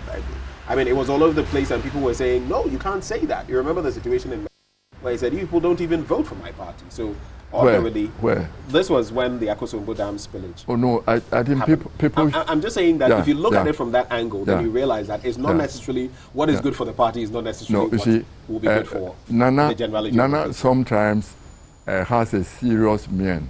People don't know that he's funny. He likes to poke jokes. What Nana was saying at a disaster on the Water Lake was, look, I'm not here because of politics. I know you don't vote for me, but I'm here because I'm father of the nation. And there's a disaster here, I have to be here. And the people who were there he said he was cracking a joke. Is he not allowed to crack a joke? I can understand to a certain extent, though I still feel it was a joke in poor taste. But maybe she should not have said it, but we should give the devil his due. Right. You know. we could give him that. Yeah. I mean, the MPP gets about 100,000 plus votes in the Volta region. Yeah. Anyway, so that's not a drop in the bucket. That can determine an election. Yeah. In 2008, Tyne and all of that, it was how many votes? Less than 30,000 votes. Nana is the only presidential candidate of the NPP who has made a serious dent in the Volta region. Right. You know, and under his leadership, we could have made by far better, but we didn't. The MPP has also secured one constituency, the Hohoi seat. Yeah. So, but the NDC has vowed to take it over. But I just wanted to, I mean, even if you're going to focus on that, how would you explain the Ekumfi situation where he says, and there he was not joking. If you've seen the Ekumfi, video. what did I missed that one? What did he say? So the president had met with some purported representatives from the Atamils family. If you remember, the autopsy thing came up again. Samuel, Kokua Nyidoho was there, and they spoke about development. Some of the traditional people there said, and our place is not seeing any development. He says, look, I have to be, and you see, that's why it's not a joke. I have to be honest with you. I'm being honest here. I have to be honest with you. I have not paid attention to Ekumfi development and all of that because you voted Atukujo into office as a member of parliament and we were happy. And in 2020, you took him off. And so, and he says, yes, I gave him a ministerial role, I think deputy ministerial role. And then you voted against him. So that's what he said. Yeah. And he even said he was being honest. Yeah, but you see, he's telling them, next time, please vote for somebody so that we take a look at you. But what does that say? Places, it's a faux pas, isn't it? Look, there are places in Ashanti region which voted for NPP, which have not been developed. Right. You know, the envelope is always limited. You know, politicians will talk, but a political top development. When you become president, your job is to develop the whole nation. If there are resources there, you develop them. Okay. But there was a time when the president was supposed to have said, look, your own man, when he was president, didn't develop this place. Why do you expect me to develop the place? I think we should be moving beyond that. And let Ghanaians know that you are free to select whomever you want, the party that you want to vote for you. But once we finish that, we move forward. Within the MPP, we all support different candidates. But once the members of the party, in their infinite wisdom or stupidity, select a flag bearer for us, we all try to come around to support the flag bearer. Let's talk about Dr. Amin Adam, just going back briefly on this reshuffle. He's spoken about the GRA encouraging them to mobilize resources, exceed their target and all of that. But we still know that our system is still very vertical rather than horizontal, reaching across. You go and purchase something right now, you go to an eatery and you see the bill. I went into Osu just a short while ago to purchase some books that I'm going to use for a show, and you look at the actual cost vis-a-vis the taxes, and you see that it's inhibitive. It's inhibitive to do business. You are borrowing, what, the interest rate is close to 40%. How will you break even? How will you make anything out of it? You have cheaper products coming in from different parts of the world and all of that. So it becomes pretty problematic. Now he's urging the GRA to exceed its target. Do you think it's practical? As of now, is it practical? No, look, I think that there's a need for us about to reset the button. Under the past 5 years has been very difficult for everybody. COVID came, and it's not an excuse because Ghana benefited from COVID. We got $3 billion from COVID. Then over 21 billion cedis.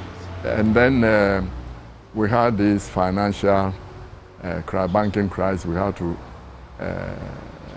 do that, and then we are blaming the Ukraine war and all that. All those geopolitical things, and also the donors, the international community, they become meaner and meaner. You know, they are not as generous as they used to be.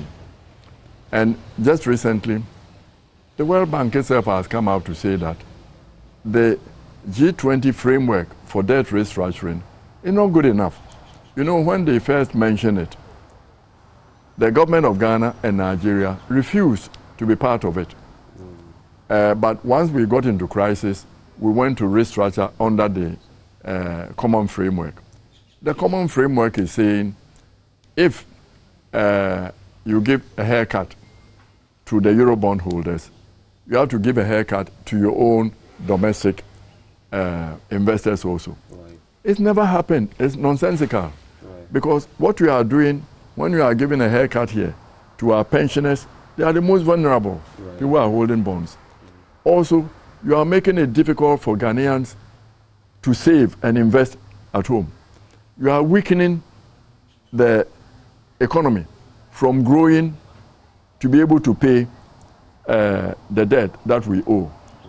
So I think that now that the World Bank itself has come to say that we need a different framework so that we get better debt relief, maybe we ourselves should take another look at it. But, you know, taxing an economy that is weak, that doesn't help anybody. You know, you take a look at, I just asked for somebody to go and repair a genset we have on our fish farm. And you take a look at it, 20%, about 20-25% of the bill they are bringing is taxes. And it's tax upon tax. You have a VAT, and there's a tax on the VAT, and transport that the people have, you have labor in there. And then transport, because it's in Kudikope, in the Sojaman district. From the company moving from here. Does the COVID-19 levy not hit that one? It's also there's a COVID-19 there, all that we are paying. And then the Ghana Education Trust levy is all there. You know, we have to reset the button and focus on growing the economy. Where we are now, increasing taxes will not help us. You will not be able to collect. What we need to do is to cut expenditure. And cutting expenditure means we have to go back to Ghanaians and say, maybe this school feeding program, we need to take a look at it. Maybe the free secondary school education, we need to take a look at it and tweak it. Maybe there are too many people sitting in the presidency. Why do you need ministers as special ministers of state? Ministers of state sitting in the president. What are they doing? Right.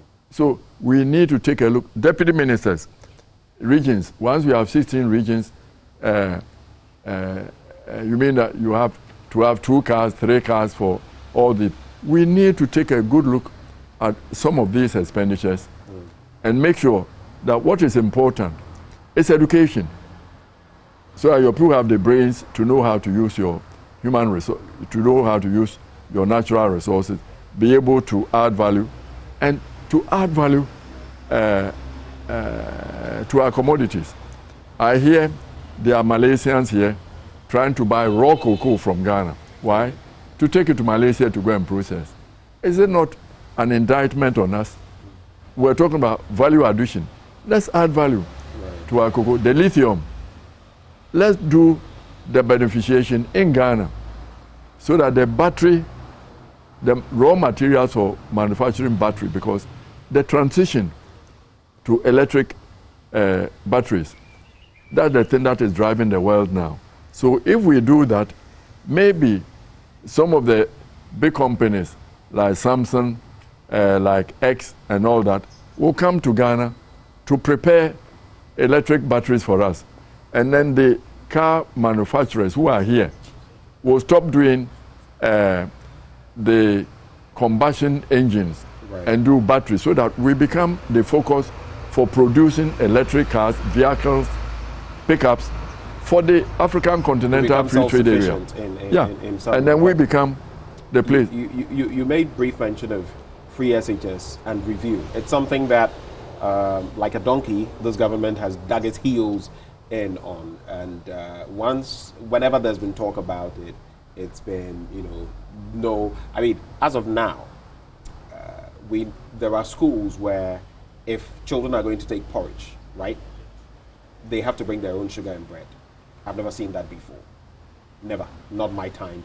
I don't think your time. They have to bring their own. The quality of food. And you can't study without proper nutrition. It doesn't work. And all of that. Recently, we've had some schools with power outages situations. It's a convoluted system where supposedly they get the bills, they must present to the free SHS secretariat. The secretariat must pay before they are. Some things are not working. And no one wants to admit there are problems. No, we have to sit down and say we are in a crisis. The crisis we are in, this World Bank was saying that countries like Ghana, who have this, we are in a debt trap.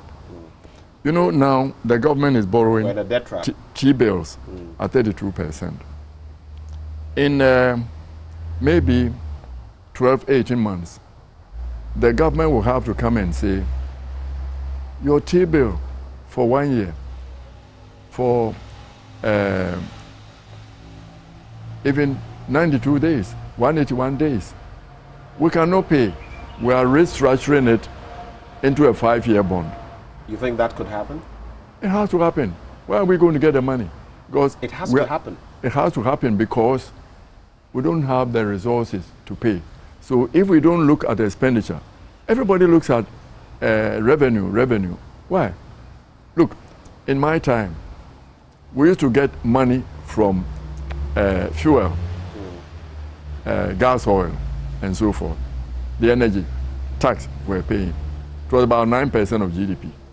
We squandered it. We found oil. Now we are subsidizing for young people to drive in 4-wheel drives around in town. we have to take a look at our expenditures. These cars, mini cars for ministers and so. So the size of ministers, let's cut it down. Candidate Bawumia is saying that he's going to have ministers, a total of 50. If you take 16 regions, maybe even that we have to rethink. The regions are now the size of the district we wanted to run. Maybe if we have 16 regions and districts, and then cut the regions down to about 8, so that the regions become the actual implementation source of development. We've already had the regional, mapping changed under Dan Botwe. We've already reorganized that. Are you suggesting another reorganization? Look, we have to sit down and say, how are we going to do this? And rethink. The time has come. We should not waste this crisis. They say that we should take advantage of crisis. Right. Let's take this crisis. It's going to be, once we start repaying the interest, 2025, where's the money coming from to be paying? So don't look at collecting revenues. They are talking about property rates. Right. It belongs to the districts. The central government has no business going to property rates. Let the district collect the property rates and fix the districts. And let's get an elected district. Nana wanted.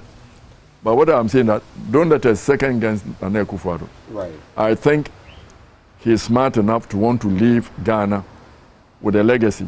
A legacy, there are two legacies when you're a leader. You leave a legacy where people point to you and say, he left this mess. Or a legacy when people say, thank you, he built this road for me, he got me educated, he got me this. Quick point, you made mention of the fact that, look, it may get to the point where, and you say it will get to the point where even T-bills will be affected. That's the last straw. The economy is on its knees. Confidence in the economy, banking sector, is at an all-time low. You touch T-bills, then there's nothing left to touch, and basically the banking sector, the economy goes bust. Are you saying we have to get to that point, and we will get to that point? Yes, if we don't restructure expenditure, we have to rethink government. What should government be doing? And this partnership, the private sector, Dr. Bawumia was talking about private sector partnering government for development. In my way of thinking, government should no longer go and borrow. We should take Ghanaians.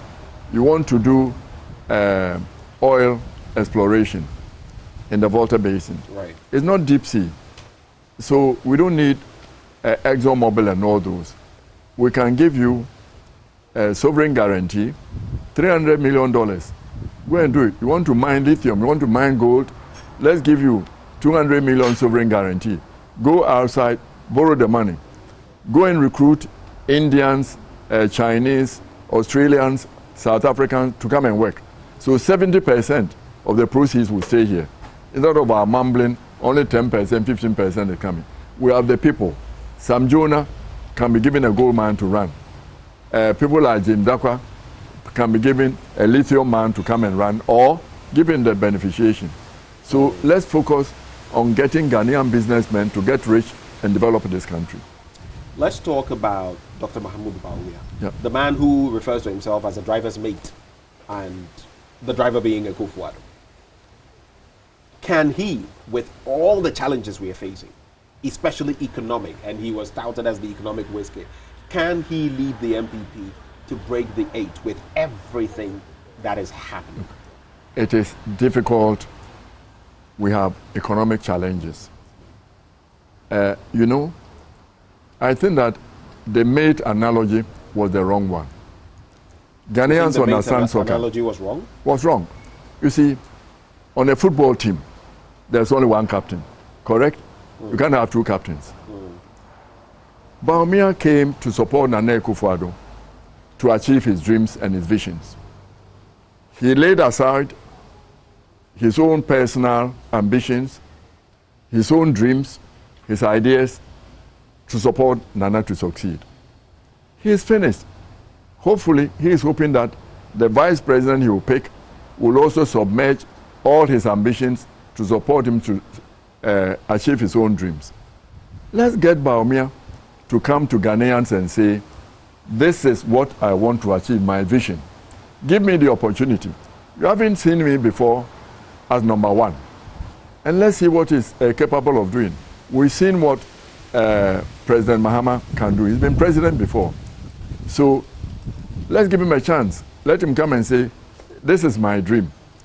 And then let's see, okay, is that correct? Whatever he said in the past, forget it. He was helping his boss achieve his dreams. Now, while he was in the economic management team, whether conventionally or otherwise, heading the team, being touted. You know, if you take as a leader, it is said that if you take the good, you must also be willing to take the bad. Sure. So when times were rosy, you touted the economic management team. You said you were doing this and doing that. And the president also said that. Yeah. But now, all of a sudden, the wrong things, you're trying to detach yourself from them. No, I don't. What does that make you? I don't think Bawumia is trying to detach himself from it. The message I get from Dr. Bawumia is that, look, I was helping my president. President has a lot of advisors, colleague presidents, his own family, members of cabinet. You are the vice president, you chair the economic management team. You know, it's not advisory. Everybody in Ghana is an advisor to the president. But the job of the vice president is chairman of the police council. So security is part of you. Chairman of the economic management team is part of you. It's part of your job. But in spite of that, you don't take decisions and implement them. You are supporting the president. So whatever the president decides, that this is what I'm doing, that's what he's doing. So let's give Bawumia the benefit of the doubt. That what he's saying is not that, this thing is succeeding and therefore I was there. The economy is not succeeding, I'm not there. I don't think that's what he's saying. He said, you will never see me as number one on my own team. Give me an opportunity and see. Now, staying with Dr. Bawumia, people have also said, I mean, in 2016, it was clear what the message of the MPP was. Free SHS, corruption. Now, no one is even talking about corruption. Those in power can't talk about corruption because of everything we see and the indexes and everything. The indices show that. But look at John Dramani Mahama, the former president. He's had a lot to say about corruption, about LGBTQ, among other things. And he has a message, the 24-hour economy. When you look at policy direction of the MPP, what message stands out now? Is there anything that stands out? Because people ask, okay, so after all the talk and the lecture at the UPSA, what's the message? What is the message for you? I mean, Bawumia came up with 70 ideas how he was going to run the economy, trimming down the size of government. That's I take to heart. That he's prepared to be able to do. And if he's able to do that, expenditures will come. The big problem of this economy is the size of government. You know, people are talking about, 24-hour economy. I don't understand. What is it? We don't even have electricity for one shift. Where are we going to get electricity for 3 shifts? We started the idea of we don't have excess power anymore. You started by talking about the independent power producers and all that. We don't have. We are not maximizing the power. We started a 24-hour economy. I was Minister of Finance. We told PWD, all the repairs, you do it in the night, okay? The traffic will move. When they started doing that, the managers were refusing to go and so I didn't have electricity to go around, don't have the security to go around, okay? So let's think through everything carefully and say, what can we do now? You know, some of the ideas that Bawumia is coming up with, value addition and all that, let's give him a chance. So you're talking about Mahama's 24-hour policy, and you say it's not practical, it can't be executed? I'm not saying we don't have details. There's nowhere in the world where there's a 24-hour economy. Incentivizing the system, electricity and all of that. Look, in the US, New York, the whole city, there's a 24-hour economy. Where? Times Square only. True. People need places where it's quiet, where they can sleep. You go to California, Los Angeles, there's a 24-hour economy where? A special place.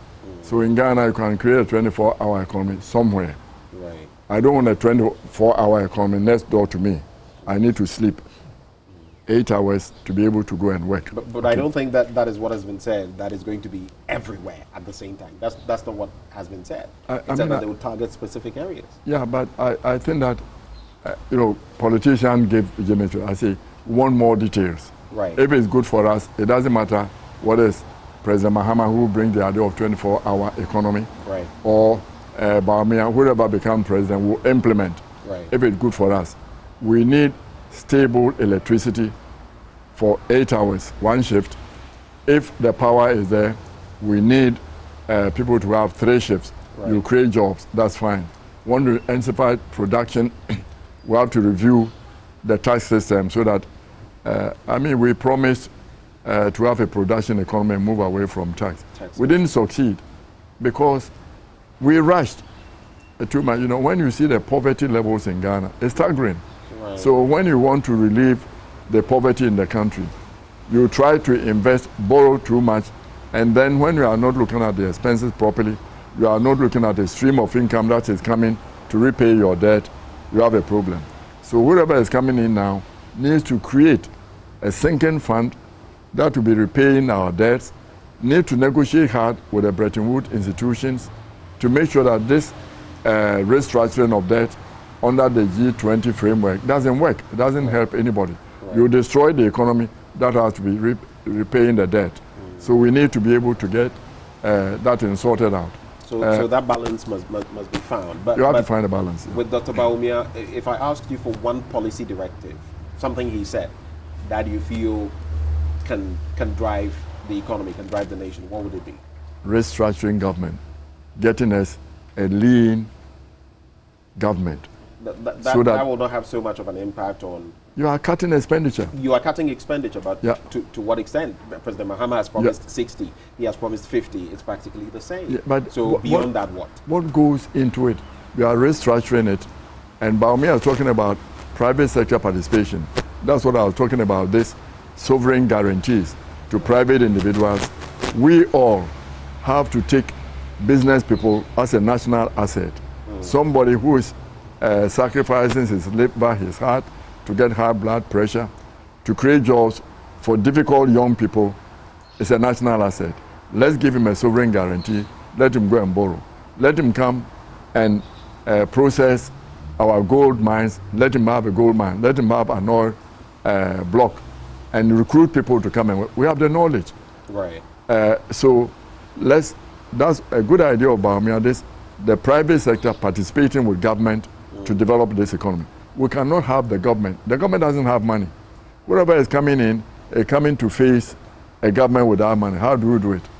Stop. We are training nurses. They are queuing up to go to Canada, to UK. Why are we training people for them? Let's create jobs here, incentivize them, pay them well to stay here. And the salaries, we need to sit down and restructure. Right. Maybe we pay parliamentarians well, 10,000. I was surprised that people were, complaining about the Commissioner General being paid $13,000. They're going $13,000 a month. For goodness' sake. That's among a host of other perks, including even for his dog. But let's sit down and cut that. The ex gratia. Let's sit down. Right. Make sure that only those who are entitled to the ex gratia under the Constitution get it, not extended. Too many people are walking around the presidency. Let's remove them. Both governments. Currently it's over 1,000, and you feel all of that. Both governments, when they come, they remove a minister, he becomes a special advisor and the president. We don't want that. Let us cut down. You need to reimagine government, shrink it. Okay. The thing government doesn't have to be in it.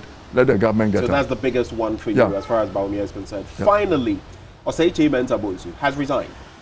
Some say his arm was twisted, others say not. He's not going for another parliamentary term. But good or bad move? Imagine this as a chessboard. Is it a good move?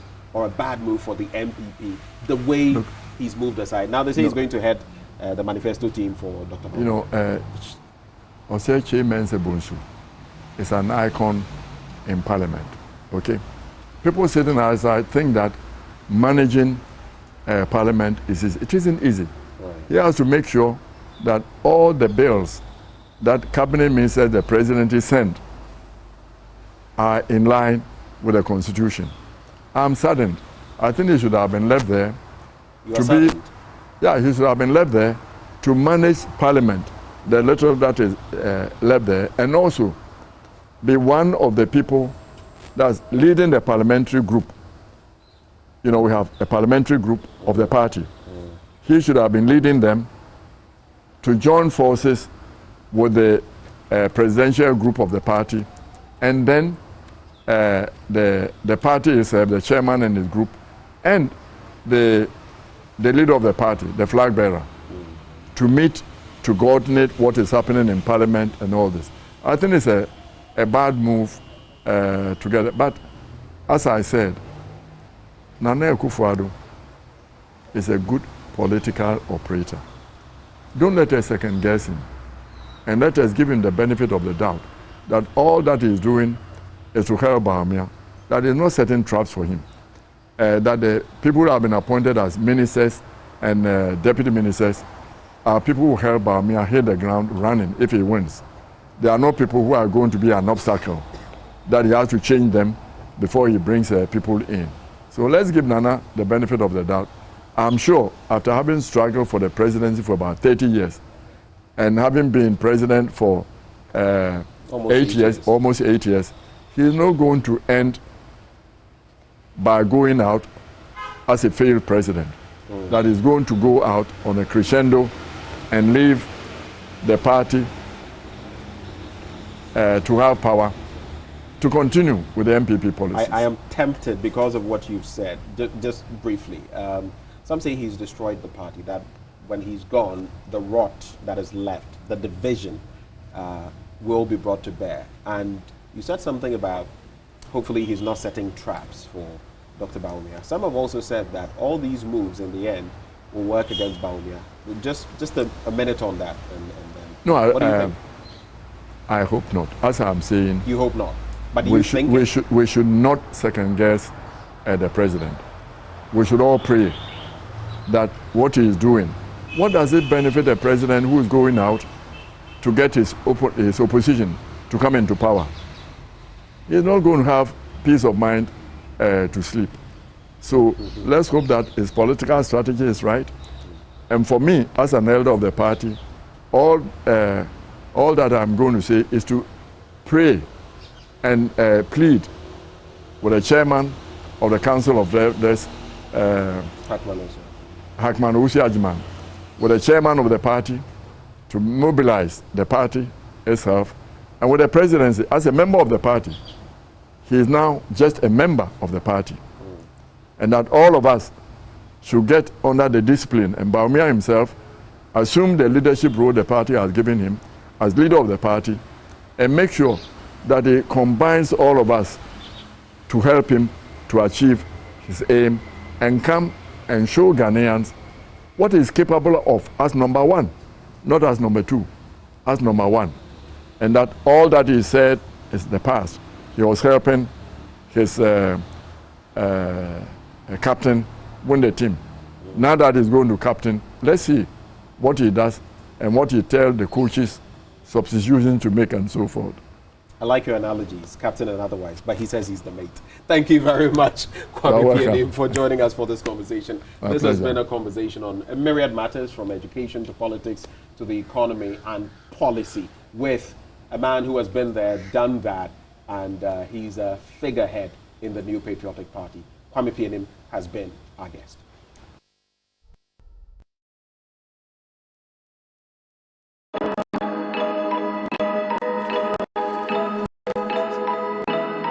Okay, as far as music, as long as I can remember, I was exposed to African music.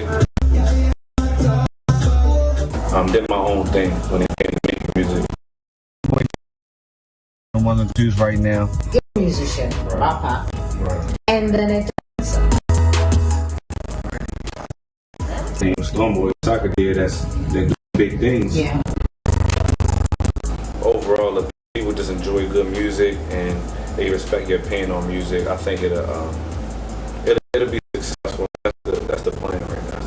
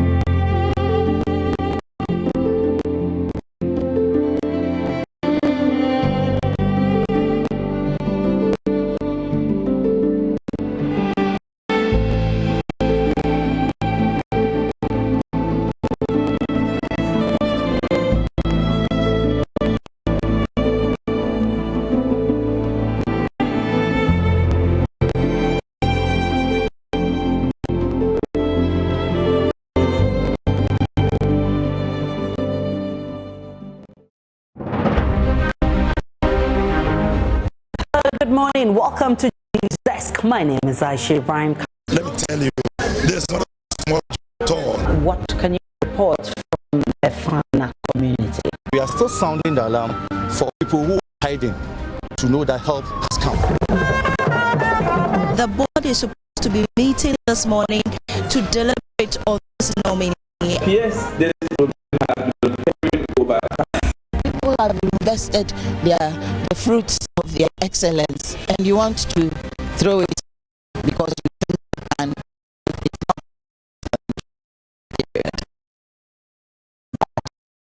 These financial assurances will be given later today.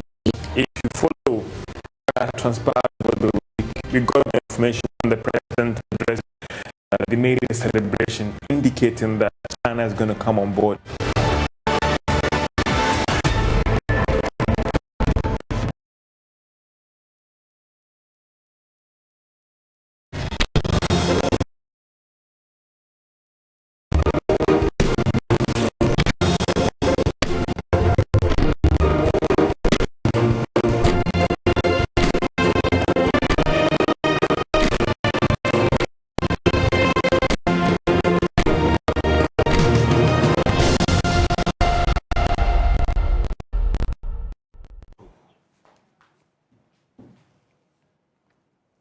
Welcome back on the AM show, and here we are continuing with our big stories. And of course, we can talk about power, the power situation nowadays, a bit erratic. Just yesterday, in fact, over the last few days, I have actually had power outages at a point here and there. Only yesterday, someone also spoke to me about their power going off, but being expectant. The light did come on.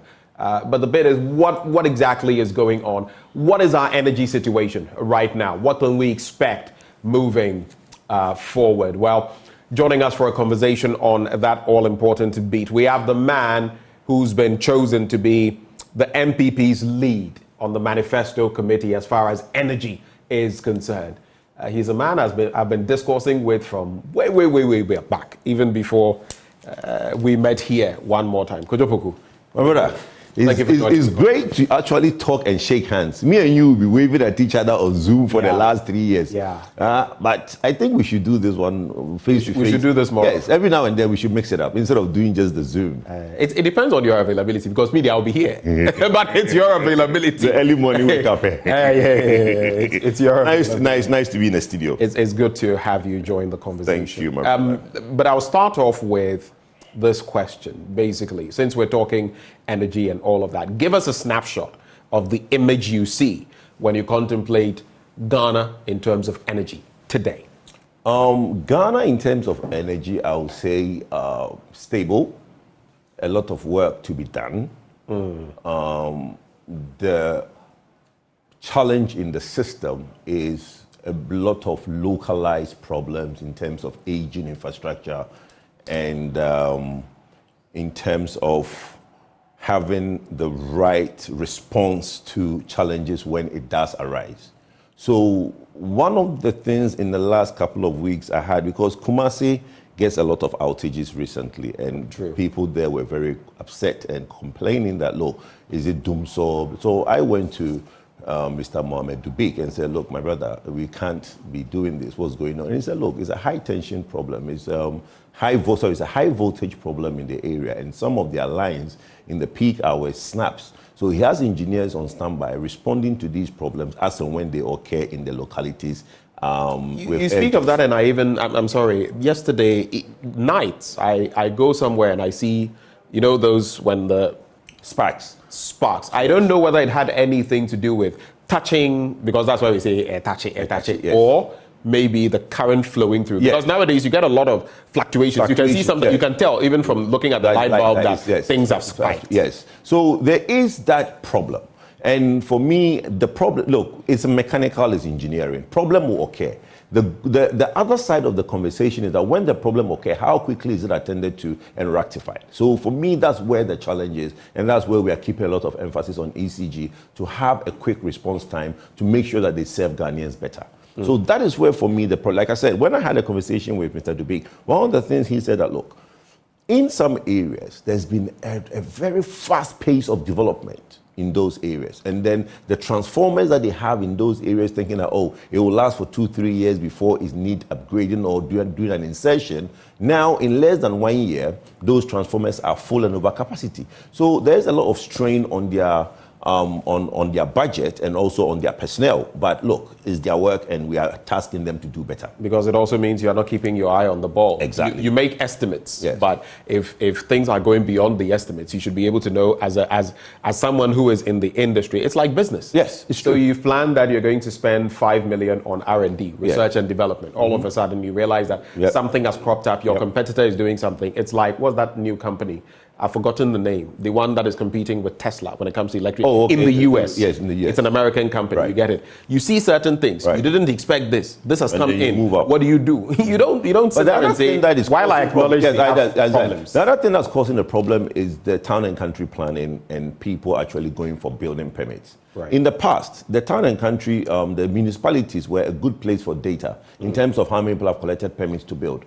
Most people don't collect permits these days to build, and that is where the municipality should be up and running. So the local government should work well, and those are the areas that I think they are having conversations with local government minister and also the DC and MFC. So look, guys, do to help us. You can't just show up in one day and there's an area where in less than 6 months you are saying that, look, we need an extra transformer because the transformer put there is not really, is overloaded. How did it get there? It means that there's suppressed demand.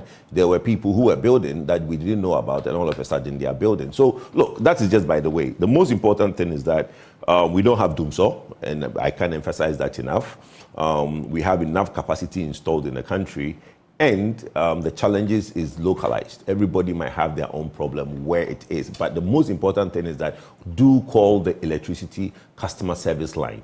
You call that line, they will try to get engineers to you as soon as possible. What I will say is that there have been occasions when I have called, they are pretty professional, and sometimes they don't know. And I like the fact that they'll tell you, at this point on this, we don't know what is happening. And sometimes they'll tell you, oh, there's something going on. And it may not necessarily be a perfect system. Yes. But I acknowledge that on those fronts, and friends also. In fact, it's because a friend way back reached out and said, oh, when you call the line, they actually... So at least you can give them their props on that. But I have an interesting question for you. What is doomsaw? Okay, so doomsaw in our parlance is the stage where we don't have enough capacity. Okay, so let me put it this way. Don't give us our parlance. What do you understand? Okay, what do you understand? My understanding is when we are shedding load. Is when, let's say, in the peak hours, we need 2,000 megawatts. The available load is 1,600 megawatts. So there's 400 deficit. So that 400 deficit, you have to switch off some area and give power to some area. When the peak comes down, maybe mostly after midnight, then you can bring back on, basically everybody goes down and the rest of the country can have light. But during your peak, you don't have enough capacity, you have to give some areas and load shed some areas. That is what I call doomsday. Within the last 2 years, have we had doomsday or not? No. The only time we've had that is when we've had gas problems. I was interested in the no until you added that. Because that's exactly what I was referring to. No, as in, you see, there are two challenges. Right. There is the capacity problem and there's the fuel problem. The fuel problem is when we don't have enough gas, though the capacity is there.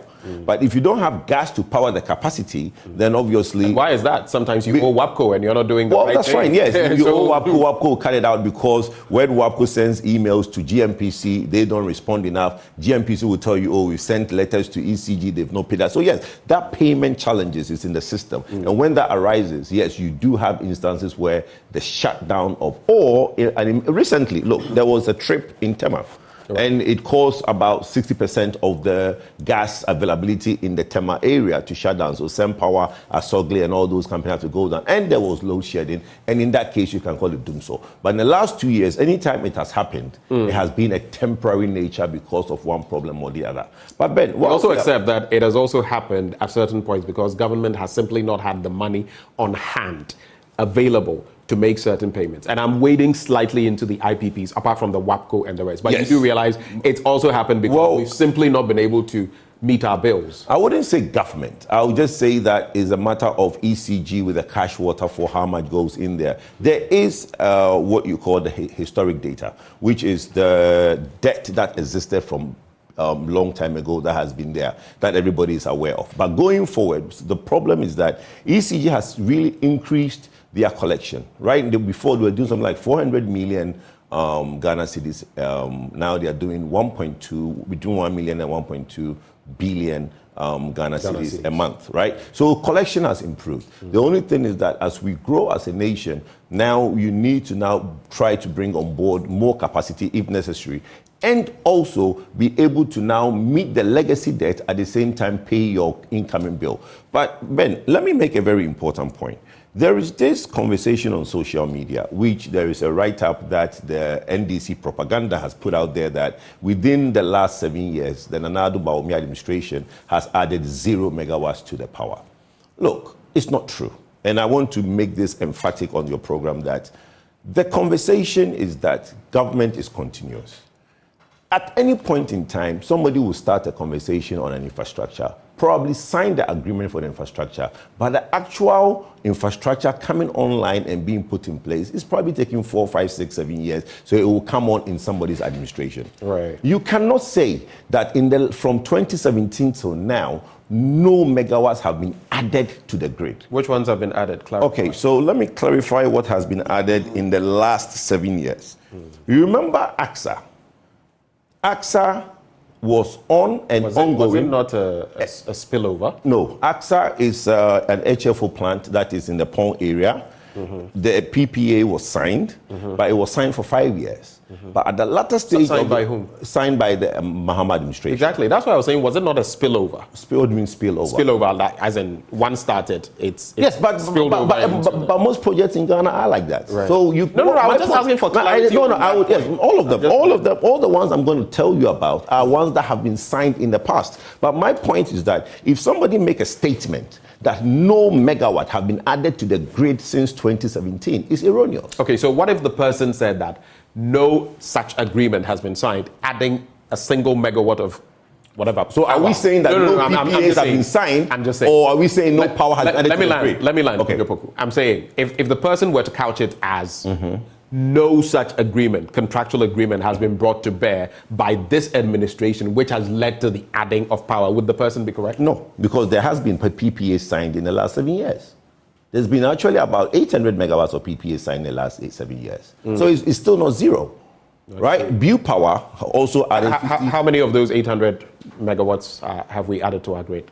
None of that have been added to the grid. None. Yes. So zero. It is zero. There is zero. What the PPA signed and added is zero because, Ben, it takes about 6 to 7 years to build a plant. So the point I'm making is that somebody will start the conversation and sign the agreement, but somebody will have to aid it. I'll give a typical example. Early Power.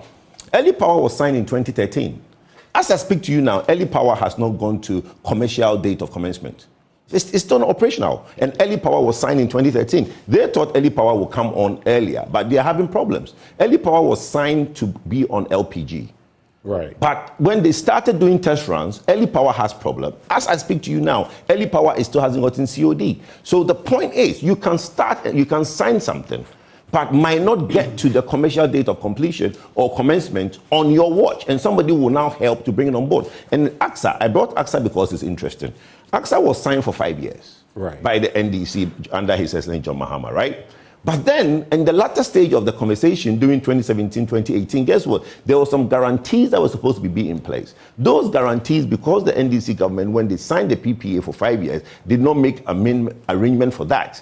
The MPP administration under the His Excellency Danko Akufo-Addo has to now make some concessions with the company so that now the PPA for AXA was 7 years, not 5 years. So it tells you that you can sign something, but there's a lot that somebody who is in government does to now what? Bring it into fruition. And that is where I want to now put this conversation to rest. Let not anybody say that nothing has been added to the grid in the last 7 years, because there has been 1,746. So agreements from the past have been moved into the future, and some other agreements have been signed now. Signed, yes, entered into, and will come on in the future. But not even a single megawatt has been contributed to our electricity grid or power supply. It is you sign an agreement. I'm saying those agreements. But those you just confirmed. I agree that those have been signed, have not come into operation. Right. Not now. It will probably come in somebody else's administration. Right. So what I'm saying is that let's make it clear that in the last 7 years, from 2017 to date, 1,746 megawatts have been added to the grid. Right. Be it the PPAs were signed before. Let's get into some basics. There was a reason I asked you what exactly is DUMSO. The ordinary person out there, for me, I do get that the first time, in fact, if we want to talk about DUMSO, we go as far back as Rawlings. Yes.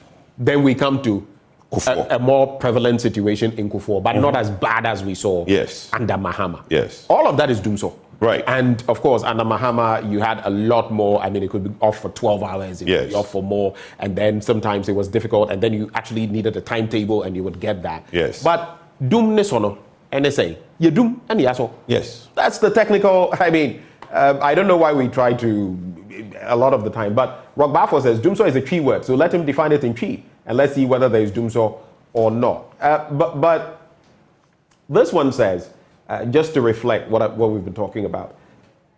Benjamin, please kindly let Mr. Poku, I don't know, he says Dr. Poku, have you become... No, I'm not, please, okay, I don't have... So clarity there. Koju Poku. I would have been surprised that you had got a PhD and you had not told me. Mr. Poku, understand that Accra Newtown has been experiencing light off every day. I mean, every day. They turn off our light every day and it's worrying. They brought back our power yesterday around 2 p.m. when we went off for nearly 22 hours. It's very worrying. And I know people along that stretch. Accra, Newtown, Pig Farm, Mamobi, Nima, that enclave, you know, and a lot of them, I go into these places. I was there yesterday. Right. So I know exactly what I'm talking I'll take it up with Bismarck, who's the regional manager for Greater Accra ECG. I'll take it up with him and I'll give you the feedback so you can give it to the gentleman. Right. Let's come briefly to this committee that has been set up. I mean, we'll get into the national issues as we look at the committee and your work in there. But let me ask you, some have posited. I've heard people in certain circles say, oh, Kojo Poku. I mean, this is exactly what he wanted. Mission accomplished. He put himself up for the presidency, knowing very well that he wouldn't make any inroads anyway. And that, you know, this was what he wanted. He knew Bawumia would win. Position yourself with Bawumia. And now he's getting in there. Energy sector. This is what you wanted. Is that correct? Immediately, not too long after the presidential primary, I saw you in that elegant photo with Bawumia shaking hands and all of that. Some say, Afa. Afa now. Which one is it? Okay, so let me tell you what I have always said from the beginning. Look, Kojo Poku has been a member of civil society for so many years. I've been a very champion of the energy sector for over 12 years. I've been working in this sector since 2021, so 23 years. Now, one of the things that I said when I got into the presidential race was that I've been in a popular stand, and I've been shouting and nobody's hearing. So I want to now come onto the field of play and basically take the jersey and play myself. And that is why I ran for the presidency. I had ideas that I think will transform the good people of Ghana's life. And I believe that elections are about ideas. Now, when I got into it, I went into, and most of the things I spoke about in my presidential campaign, I didn't talk about energy. I spoke about other areas. We're able to have an in-depth of what I know and what I want to do in this country. Then I believe that if you want to make change, instead of sitting out and basically shouting, if you sit at the table and shout, you'll be heard better. So yes, I intended to basically get involved, take a sword and stand a post and be counted. And that is what is happening. So there is some truth to that as well. Well, there's that truth. You wanted a seat at the table, yes, and now you've got it. Yes, to make a change. Right. To make a change. Not the cynical way of people thought about it, but it's to make a change. And that change today, Dr. Bawumia, His Excellency, has now said that, look, Kojo, you are the one that talks about energy. In fact, civil society, you guys are the one, anytime there's a manifesto, you sit, dissect it, and basically, if it's not good enough, say that it's not good enough. Come sit at the head of that table and give me the best that I can run with. And I applaud him for that, because under my leadership in that committee, you will see the wonderful work that we will come up with. Because for nothing at all, my knowledge in the energy sector, it's not that I went to school and sat in a class and got a PhD or got a degree. No, it's practical. I have worked as Gas Up Oil CEO since 2021. So I have an in-depth practical experience of the upstream. I formed Small Hydro Development Company Limited in 2012 when we were having the light challenges to develop the Ankobra River, okay, to build a small hydro dam. And I've been doing that since then. So the problems that I know the business aspect of it, where it's not working. I know the practical challenges that people are having when they are trying to do business in the energy sector. And that is what I bring to bear. And not only my knowledge, we're going to do a wider consultation. If you look on the committee, I have a very wonderful team that I was just about to go there. Right. And we will do consultation. We will meet people. Who are the members on the committee? The committee have... I know it has Edwin, Professor from Bost, yes. It has VRA, the VRA MD. It has, if you give me a minute, I'll pull it up for you. But the most important thing in this whole conversation is that we have a team of people that we know can put heads together and come up with a message that will resonate with Ghanaians. And that's the most important thing. The most important thing that Ghanaians will be looking out for is how do we now have a message? And most of the times, whenever I have looked at, when I've looked at these manifestos, I think there's too much English, okay? But this manifesto, for once, that I'm going to basically help bring out, is going to have policies that you and anybody on the street can relate with. And I'm looking at the members now because yes, Hamid, the Mustafa, boss. Yes, MPA boss, Dr. Mustafa Hamid, Imalan Enchudankwa VRA, Edwin Professor Boss, Dr. K.D. Asante, Ghana Gas, Miss Portia Ousua Obing, Hamida Nuhu, Professor Apiedu, Special Assistant to the Vice President, Kwesi Sapon, one of the clean gas advocates in the country, Mustafa Hamid, I'm told, is at Petroleum Commission. So that's a different Mustafa Hamid, yes, and the spelling Mustafa, is even different. Yes, right? he's at Petroleum Commission. Ejapa-Mensah, just recent, now made minister, has served as on the board of Ghana Gas, was minister for the last 3 years. So in the energy sector, Robert Forsen, Steve Kwako, and the advisor to the committee is Matthew Poku Prempeh, my brother Napo. So you know that, look, we are going to do extensive engagement with civil society, the chambers in the various institutions, and then most of the institutions that we don't have membership here. We're going to call them and basically listen to what they think it should be and what is not in the way forward. Right. So these are the people who are going to basically shape policy when it comes to energy matters for the Bawumia campaign. I have a quick question, though. You would realize that, I mean, we've heard of sports, and then you have Asamoah Gyan in there, and others say, well, why are they getting political? I've seen the likes of Osei-Kyei-Mensah-Bonsu, then I saw a statement that, no, I've not been. I saw another person come up with that. On that point, before we get back to energy, do you think people are getting it right, the communications? Because if I'm not aware of something and you go and put my name somewhere and then I have to come out and say that, no, you've not told me anything, I'm not. What do you think of that? Briefly, I think it's unfortunate that a simple conversation with that person will not happen before the person's name got in there. But again, when your name is on there, look, yes, be it is for a political party, it's a way to also shape policy in any aspect. Look, our manifestos, be it NDC or MPP, is a document that is a living document. And it's there for anybody to basically look at and say, look, this is where we want to take Ghana to. So if you have opportunity to contribute towards that, I think it's a good thing. The Asamoah Gyan issue is very exciting. Let's not look at Asamoah Gyan as a footballer. He's an athlete. Footballers are athletes. He has been an athlete from a very early age to the point where he's played in a lot of countries as an athlete. He has in-depth knowledge to bring to bear in our sports field. Most people say that, look, sports is not just about football. Everybody knows that. But the point is that, isn't that the problem, that we need a lot of athletes in the country, be it a tennis player, a footballer, or tracks and field? Okay, so if he's going to chair, and he has a very array of people to help him make that decision, but he will bring to bear on that committee his experience in like 4 different continents. I think for Asamoah Gyan and the likes of any, but I feel it's not a fight that anyone could win, really. But I feel some people, you take your mind back to 2014 and even before and everything that happened, and people have always said that some people are seen to have pitched camp, NDC side, MPP side, even in the national team. And so that is what people are sponging off and saying, okay, he's been political anyway, which is where the problem is, because in those areas, you're not expected to be political. But as far as what he's doing is concerned, it's his choice and decision to move on. But so we've addressed some of the challenges of the power sector, but the core challenge is financial. Yes. Money. Yes, money. Yenisika. I can see Yenisika, so Yenisika no. Sikana, sorry, Ekodru Chaka. That's what. Yenisika, so you're sorry, and you're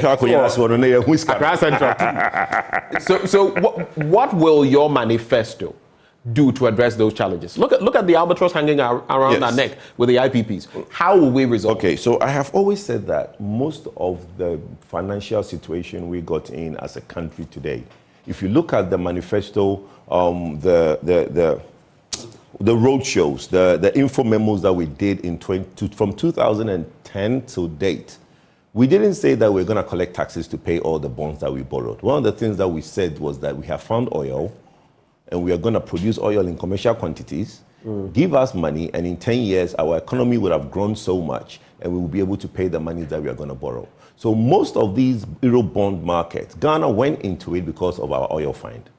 But in the last 10 years to 12 years, since first oil in 2011, really, we have not gone to where we are supposed to get to in terms of our oil find. And we have a lot of potential. We're very prolific in some fields. Okay, now some of the... Which ones? Jubilee? Well, Jubilee is there, but the Tano Basin has some potentials where if concentration is given, the Tano Basin will give us maybe about 50 to 60 megawatts, 50 to 60,000 barrels per day. Then you have some works that the Jubilee partners and the ENI Vitol could do. Then there was these 4 blocks that we did the tender in 2018, if you remember, the first tender that we did for companies like First, EMP, Vitol came and bidded for, and that never came into fruition because there was a problem with the negotiation. So we do have some, what's the word I'm looking for?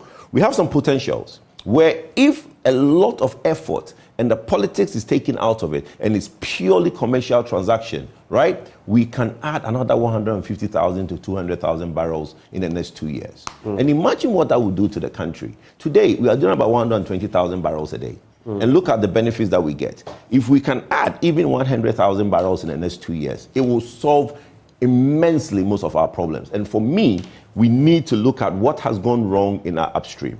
How come we had a very good start, but along the line, we lost our way, and to now, the upstream is dead? So my concentration, and that is where, like I said, I bring 23 years of experience. And I've spoken to a lot of people in that industry, and there's a lot of changes that needs to be done. Again, how does that thriving upstream industry, how does that benefit the average Ghanaian? How many Ghanaians have actually made a lot of money from that local government thing that we talk about? The local partnership, indigenous Ghanaians that have done anything in terms of the Ghanaian partnership that we talk about, the JVs and all that. So we've Ghanaians owning the Ghanaians yes, and making the most all of that, it, and also creating because China, you want to spawn millionaires and billionaires from the system. Yes, and so they also impact the economy very much so. So the local content has not worked well. So yes, if we're going to get a booming, we're going to basically revigor the upstream. One of the areas is the local content. How is a rejuvenated upstream benefits the Ghanaian, the youth? Right. And those are some of the areas that I want to pay a lot of attention to. I want us to look at quick issues. I'll lump them together because they are all together when it comes to the oil sector. One, Central, makes no sense to me. And we've had discussions. Yes, 100%. You know exactly why. Yes. We're killing Tor to set up Central and literally picking stuff from Tor and aiding Central when this is by and large. People will say 1D, 1F. I think that's hogwash. But I want to know what your thought is. Then two, roping these two together. Oil royalties and the chicken change, the paltry sums we keep getting. How will your manifesto address that? And finally, tied to that, the APFA and how we keep, funds that sometimes we mean to, per the law, per the strictures of oil funds and what they ought to be used for, not just the APFA. We are not using them for that and employing them in other avenues. I think you get... I get that. So Central, yes. And then oil revenue in terms of the royalties, the measly sums we're getting, and so taking them look, out. I wouldn't think that anybody will say that we are intentionally killing Tor to prop up Central. Central is a private investment, so that investment would have come on. Is Tor dead or not? Tor is dead. Okay. For now, as we speak, Tor is dead. Right. Some of us have been fighting for Tor. We've been advocates of Tor staff. And recently, I made a statement on one of the stations, and the Tor staff are not happy at all.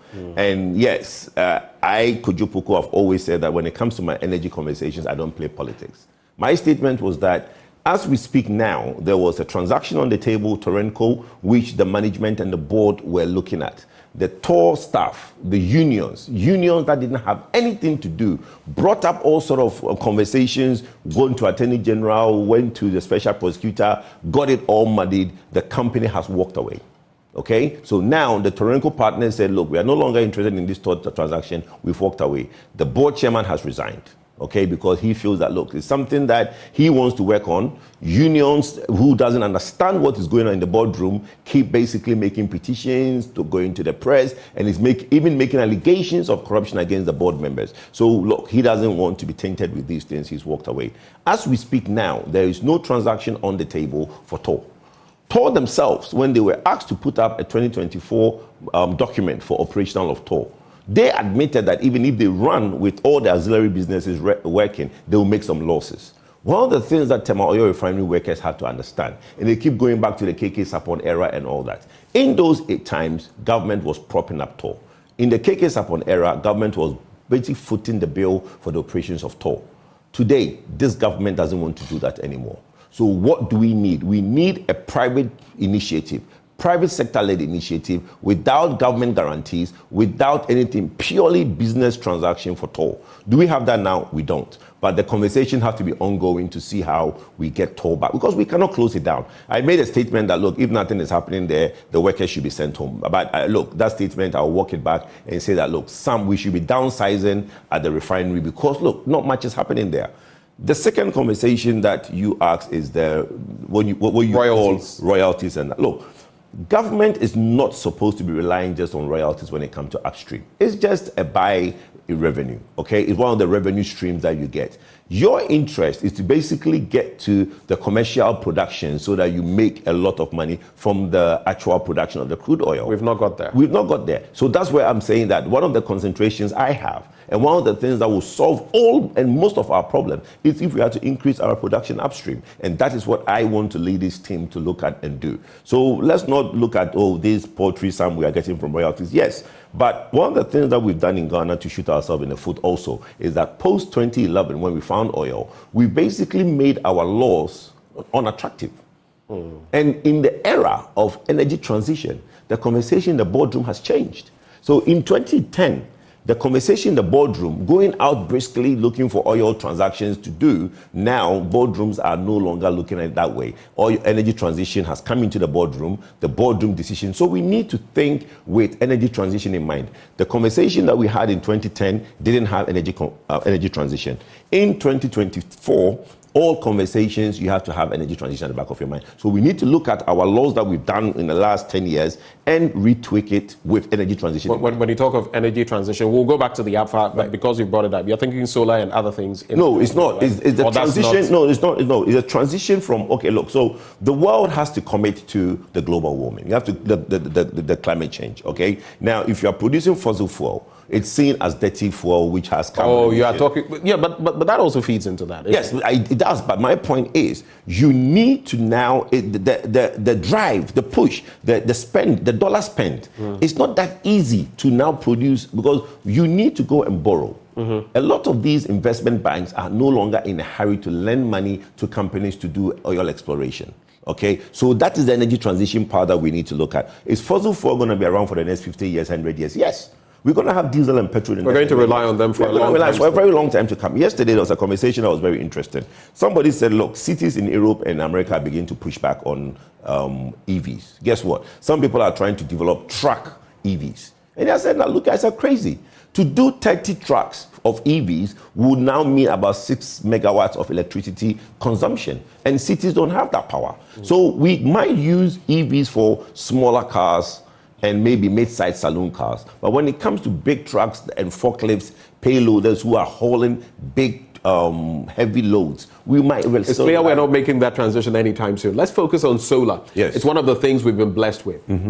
You know, 24/7, practically across the best parts of the year. Even in the rainy season, you will have a lot of this. And I look at our northern brothers in Africa. I think Algeria has the biggest in the world solar farm or something of the sort, if memory serves. But especially the northern belt, they've taken advantage of that. In Ghana, we have seen, not just up north, but all the way down south. What is the plan? In your manifesto, how will you tackle it? Yes, one of the flagship conversations that the Vice President had in his policy document, he mentioned solar, right?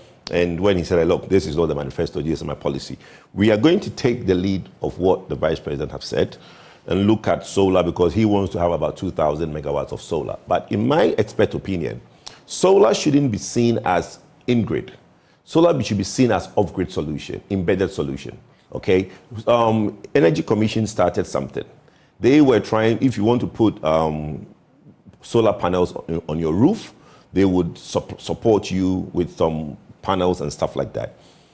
We need a lot of consultants and experts in the country who can easily give advice to households. Because today, if you're a household and you want to do solar, who do you contact? Who do you consult? Who talks to you? Okay, we don't have readily available consultant experts who are going around. I would know because of my work and I could guide someone. In fact, I have done that, but you're completely correct. The ordinary Joe out there wouldn't know. Wouldn't know. It's how to go about it. And it's difficult getting that information. How do I get that? And now there's net metering. Okay, net metering helps you to invest in solar and be able to supply your neighbor with the excess electricity that you have. And ECG will basically give you credit for it. So all these policies are out there. But one of the things that we want to look at is one, solar for embedded generation, not in-grid generation, because of the losses we have in our transmission. It doesn't make sense to do a 50 megawatts and put it on the grid because you are losing about 27% of what you are put on the grid. So in Europe, wind and all these are embedded, okay, not in grid. So you go to a village and you realize that in that village they have solar.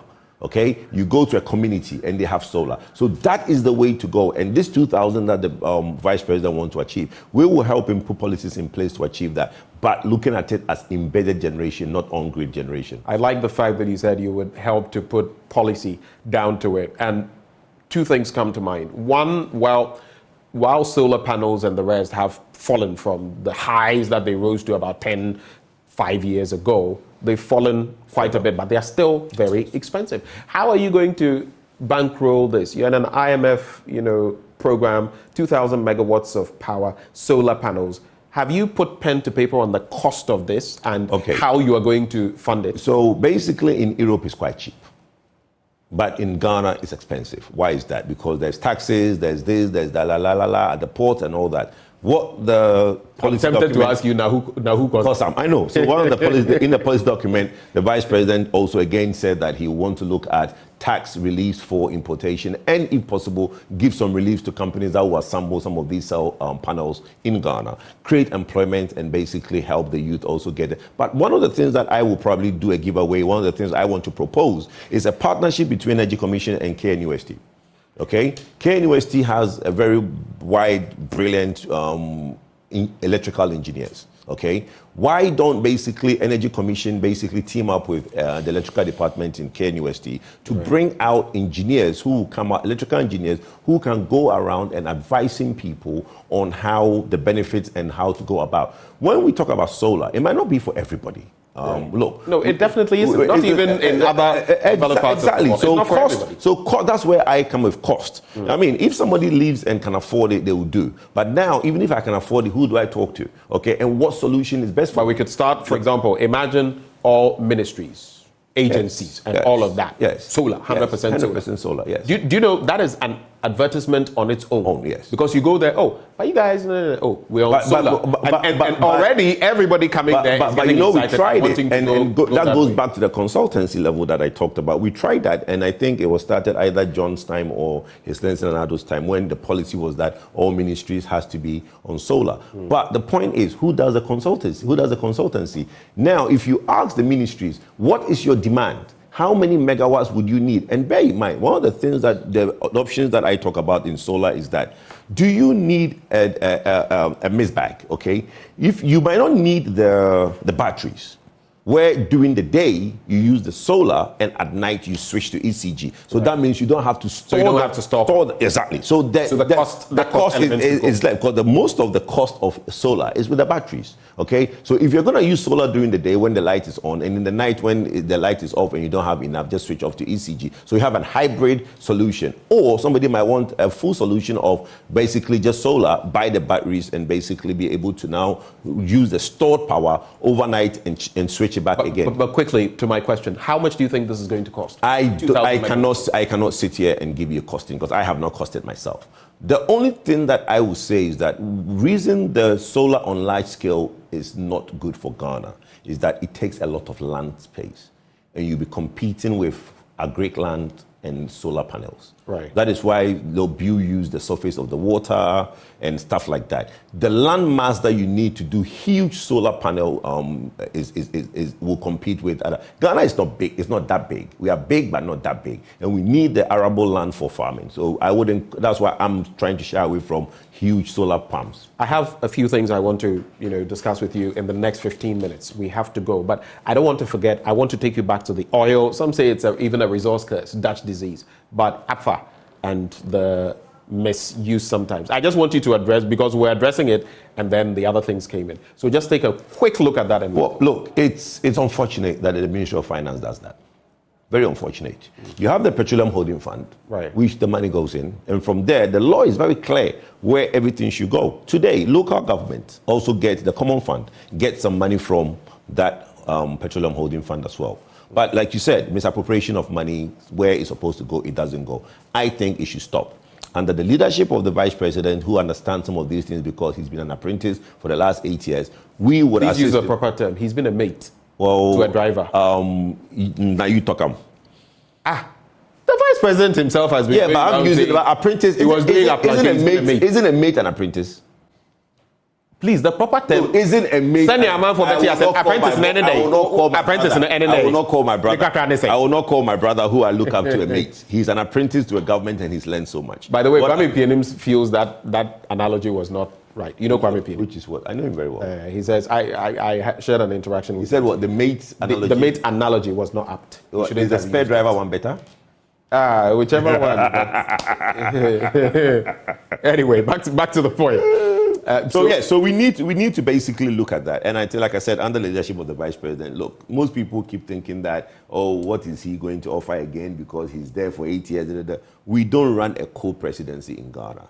He's a Vice President, and he's basically serving under the honor of the President. The President makes the decisions. He will come in his 8 years and make all the right decisions. So if I understand you correctly, Nanado, poignantly, Monsomenshe, now it's Baumia, Yensonishe, right? I mean, that's yes, what... definitely. Yensonishe, and this is the guy with all the right bells and whistles, and we should definitely give him the chance. Right. Let's talk about the Pualugu multipurpose dam. Yes. It's been on the books for forever. Yes. 1 billion, almost 1 billion. The last time I looked, almost $1 billion. And what it was meant to do sounded so exciting. Yes, but I took one block. Yes, I took that document. And you see, I keep telling people that my name is not called Oracle my name is called Oracle for a reason. I can look through certain things and say it's not going to happen.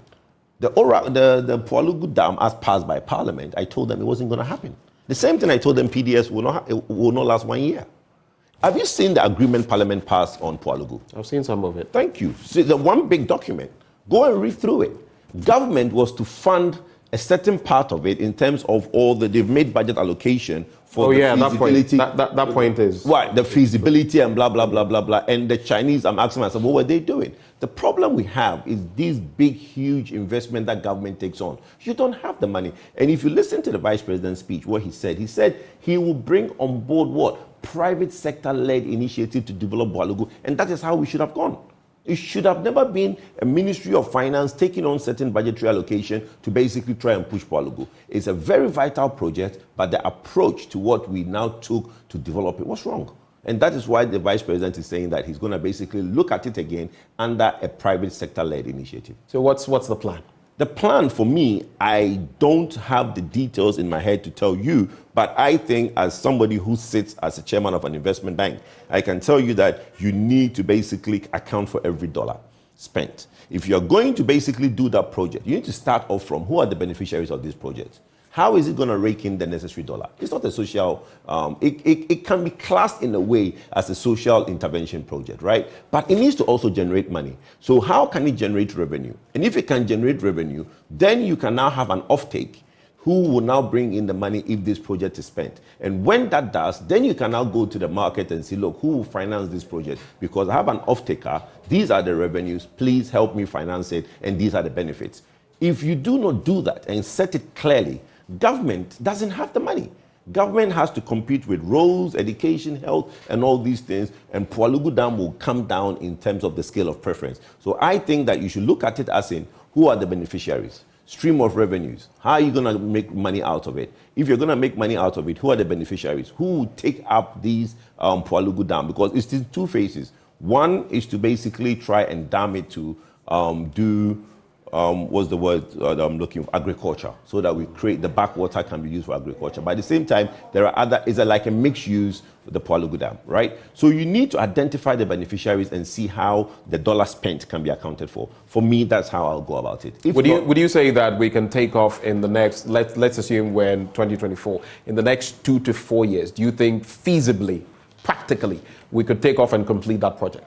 Pualugu, and that means I'm taking you all the way to 2028. You can, if a good structure is put in place and the revenue streams are identified, you can probably go to financial close in 2 years. And then probably just shop it for basically the construction, the tender, and all that. What we gave to the Chinese, I don't know what. So when do you forecast it? All things being equal, if things went well, it could be done. I don't have any powers to do those forecasting, or I've not seen all the documents. No, and in this instance, I'm not asking you to forecast based on your role there. I'm asking you to speak as Kojo Poku, if you were looking through your crystal ball, Mr. Oracle. I'm saying that you can structure that transaction and do a financial close in 2 years. Okay. So in 2 years, you can basically structure that conversation, get your partners on board, do financial close in 2 years. Then the rest is history. Just get a tendering documents in place and get somebody to bid and build. It's interesting, isn't it? Because how many years has it taken since Pualugu has been on the drawing board? Well, my brother, as I said, when that document went to that's why I always blame, I always blame parliamentarians. I always blame, because that document, which was passed by Parliament, that document passed by Parliament was not fit for purpose. Right. Let's quickly look at some other issues. So when can we expect, because we've been told a few things, I'm not sure exactly when the Bawumia Manifesto will be ready, right? We've been told in a matter of months. Some have said May and all of that. When do you think your committee will be ready with an agenda, a plan, some of these very things we're talking about? Well, it's a very straightforward conversation in my head for me. I think that it's going to be in two parts. Accounting to the people, one part. Because we've been in power for 8 years. No, I'm asking of when. No, I'm getting you there. So we need to look at what we put in the 2020 manifesto and gather information into accounting to the people on what we put in the 2020 manifesto and what has been done. I don't know how long that will take for the sector heads and to bring me that information when we meet at the committee. Then we look at the innovative ideas that would knock the boots off every Ghanaian. That one is the second phase. If we're able to now put all these things together, with consultation with stakeholders and all that, for me, if members are available and we are to get on with the work, 6 weeks we can basically finish our work. 6 weeks? For me. I don't know about other people. And that is if all Because bear in mind, you have the big minister as advisor, you have people who go around the country doing other things, there are MPs as well. So getting everybody together in one place might be a challenge, but we hope everybody is committed like I am, and we'll be able to get everybody together and go at a very faster pace. And in 6 weeks, I think we can have something and present it to the Secretariat for them to look at. Let's also take a stab at, and let me quickly get to this point. There are a few things I want to look at. Let me just get to this point. So I'm also looking at the cost of electricity for business. Yeah. Yesterday I had a rep, Tema chairperson of the GNCC, right here in the studio with me. It's killing them. How would you address that? And you know, you had a the vice president has said if the VAT 15% on electricity is applied, when he comes. No, but it's not applied. He said if. But it's not. No. But I'm stating what. It's not. No, but I'm stating what he said. No, I know. He said that even if. So you can't box me in for saying, repeating what he said. He said that if it were applied. Yes. When he came to power, if he came to power, he would take it off. That's what he said. Yes, I know. And all of that, I find it a bit, because you are under administration that is bringing it to bear. No, but he spoke against it. But I'm saying it's not coming. He spoke against it. Yes, it's not coming. Okay. Same way he spoke against the e-levy, right? I don't know. I wasn't there. Okay. All right. Cost of electricity for businesses. How are you going to tackle that? Okay. So basically, what you have to understand is that there are two things I've said that we shouldn't do politics with: electricity prices and petroleum prices, because you don't control the factors that goes into that. What you could do is basically make sure that Ghanaians are getting value for money. Ghanaians are getting good customer service, and Ghanaians are basically getting reliable and stable power. Those are the things that you as a government has to look out for. If the prevailing environment now dictates that prices come down, by all means it will come down. But I cannot come and talk about cheap electricity, because I don't control the price of electricity. I don't control the dollar. I don't control the gas. What I control is to make sure that you have stable, reliable electricity. You have good customer service when you call and something is wrong. And that's what Ghanaians really want. Right. I think the cost of, when you spoke to my big uncle, Mr. Pianim, he made mention that we should look at the Akosombo and Pong, trying to reshape that for the industry. But then when you do that, you take that 3 cents per kilowatt hour from the basket and give it to industry, which, yes, it will be good for them, but then what are residential customers left with? We are left with the 8 cents to the 12 cents per kilowatt hour, which will be very expensive in terms of what we pay. So I think that we can, yes, look at some megawatts for the industry, but we can't take all of it out, because if not, the residential will pay a lot more. All right. We have to go briefly. There are two things I'll run by you. The first one being, you're passionate about energy, right? Very. You want to serve in the energy sector. I would love to.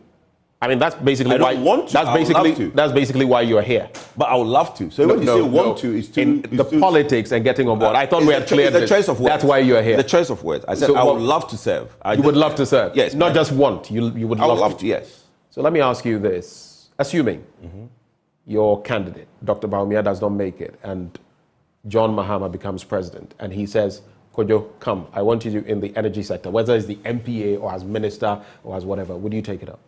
I would have to make that decision when that problem. It would never happen.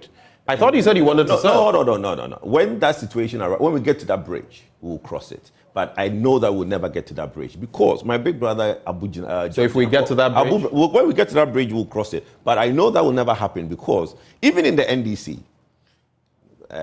former energy minister Mr. Boa, our good brother John Jenapo, John has been lacing his boots, and I talk to John a lot. And John will probably, in the NDC folks, he's probably one of the guys who is on top of his own. No, I'm not. You are going by. What I'm saying is that when we get to that bridge, if you were to get there and the person has overlooked, we haven't got there and all of that, and the person says, "Come and serve." Let's not be two kids who say that. Let's not be two kids. All right. My final bit to you, since we're talking energy, I feel it's right we rope it in.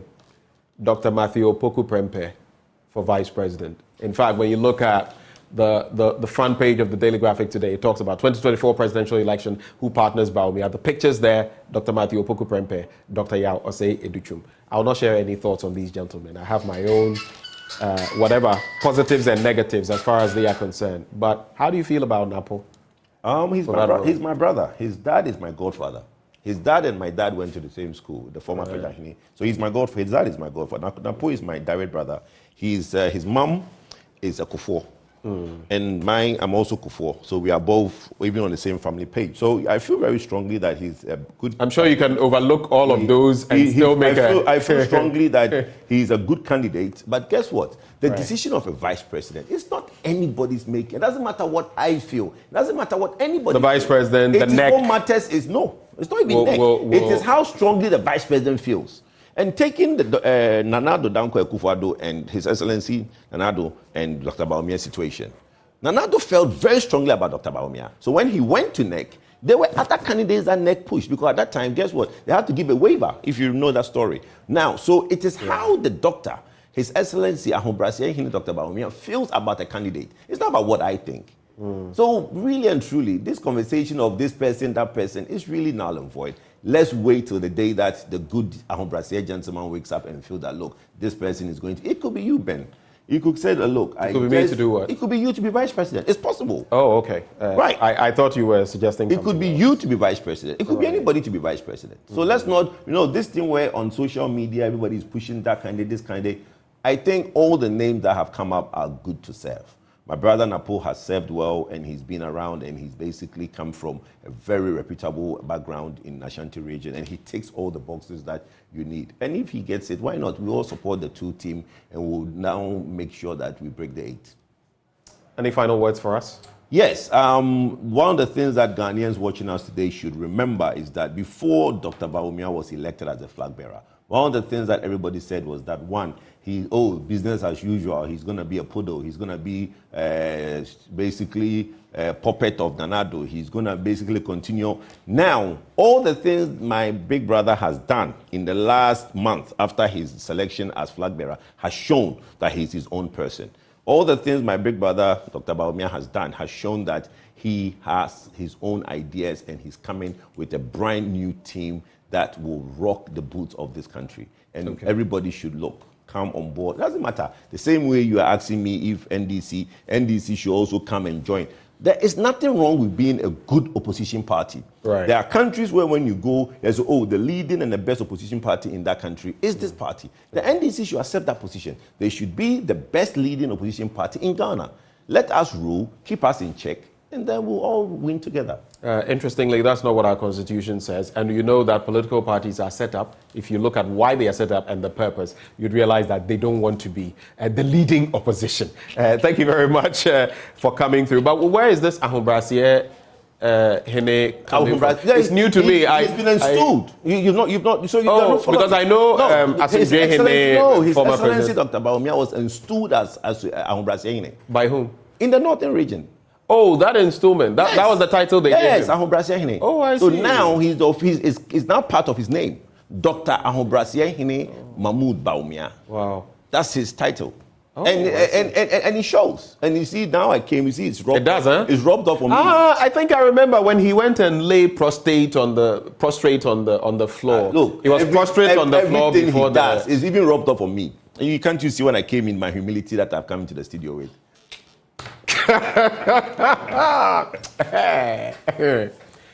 Just I told you so. Thank you for coming. Thank you, my brother. Thank you. He's thank you. an energy analyst joining the conversation this morning, and he is going to helm the manifesto committee when it comes to energy as far as the Bawumia campaign is concerned. But from one political terrain, let's go to another. We take you to the camp of the NDC flag bearer, John Dramani Mahama, who's continuing his Building Ghana tour. He's in Damongo, and my colleague Nana Ojima has been interacting with former Deputy Power Minister John Jinapor. You want to stay for that. The Building Ghana tour of the NDC is making a stop in the Savannah region. Presently, flag bearer John Dramani Mahama is in Damongo, where he is having a meeting with people of the non-formal sector of the economy. With me here is the Member of Parliament for Yape Kusogu, John Abdullahi Jinapor, and we'll be speaking about a number of issues. First, starting from the tour itself, the Building Ghana tour of the Savannah region. Honorable, welcome to JoyNews. Let's talk about John Mahama's visit to the Savannah region. How do you see it? Well, as you can tell, it's been very, very successful. We've visited the overlord. We've had a meeting with the professional bodies, and now we are having a meeting with drivers and the operators here. And here alone, you can see the very enthusiastic crowd, rousing welcome. He's been taking some suggestions from all the professional bodies, teachers, nurses, accountants. That is to help us. Already the NDC has constituted the various committees. I chair the energy committee, and so even as I move with him, I take notes in terms of some of their concerns. The energy sector is really struggling. For more than a week now, the nation has been experiencing load shedding. Government hasn't communicated, government has been quiet, and yet there's a lot of load shedding going on. And so one thing that we are learning is that the NDC government, when we come to power, we ought to be accountable, we ought to respond to the people and to do as they wish. It will be a difficult one given the status of the economy. The dollar to cedi is almost at 13 cedi as we speak. And so that tells you that the fundamentals are still very, very weak. Bear in mind that Ghana is not servicing its external debt. And that external debt component is a huge amount. And once the nation starts servicing that debt, it's also going to put a lot of pressure, a toll on the currency. And so there's a lot to do, but I'm confident that given his experience, given what he's achieved, and given the level and the team that he has, we'll be able to live up to the task. Before we come back to national issues, let's talk about the tour of this particular region. There are some seats that are still in the hands of the New Patriotic Party. I heard you talk about the NDC winning these seats. How do you intend to win them, especially when the members of parliament for these constituencies are also claiming that they are doing very well in their areas? Well, the results will tell you that in almost all the constituencies, President Mahama won the seats, which tells you that some people voted for President Mahama but voted for an opposition candidate. And so some of them are partly due to some internal friction, internal wranglings, and also the need to beef up our communication. We've done a lot of work. We are determined to wrestle the 3 that we lost and also to keep the 4 that we won.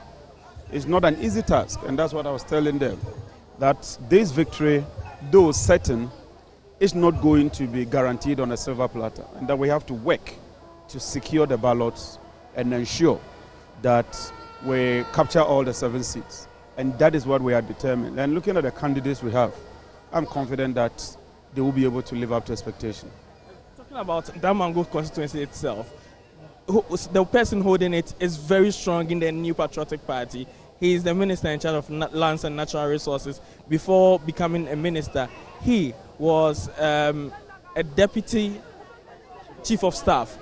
That makes him very, very instrumental in the New Patriotic Party. And your brother, don't you think that he's too strong for the NDC to just unseat him? Yeah, that's what I said, that it's going to take a lot of effort. And it's important that we all acknowledge the strengths you are talking about, which means that it will require a lot more effort to achieve your aim and objective. And I'm sure that that is not oblivious to the NDC. And so we'll do everything possible. It's about communication, it's about working with the people, it's about messaging, and also uniting, especially within the rank and file of the NDC. And so we'll put up a very good show, we'll put up a good fight. We are leaving no stone unturned. We are determined to target all the seats. We are not ceding or yielding any seats, and we leave the rest to God. On Tuesday, it's expected that the president is in parliament to give a State of the Nation's address to update the parliament on what is happening presently in the country. What are the expectations of the minority group of which you are a key member? We expect that the president will be sincere. We expect that the president will be honest. We expect that the president will, for the first time, admit that some of the difficulties we are going through is internal. You cannot just blame external forces for all your problems. Ghana is not an island. Other countries are not defaulting. The currencies of other countries are not tumbling the way the Ghanaian currency is. Other countries are not experiencing the kind of inflation Ghana is experiencing. So clearly, some fundamentals are wrong. And like Dr. Baumia said, if the fundamentals are weak, the exchange rate will what? It will expose you. And it's showing. Recently, the cedi is taking another downward spiral. And it's also because we are not servicing our debt. And it's a huge component in terms of our fiscal space. That doesn't mean that we won't pay it eventually. The debt is compounding. If you don't pay your debt, it keeps compounding. And my worry is the future government will have to come and take that burden. So the president should be honest, tell us the truth, but also tell us how he intends to moderate expenditure, especially in an election year, given the fact that in 2020, we had a twin deficit of almost 17%. That is what led us into all these challenges. And so we should not allow election-related expenditure to push us into another arena where we are printing about 70 billion from the central bank. I know that there is a memorandum on zero financing.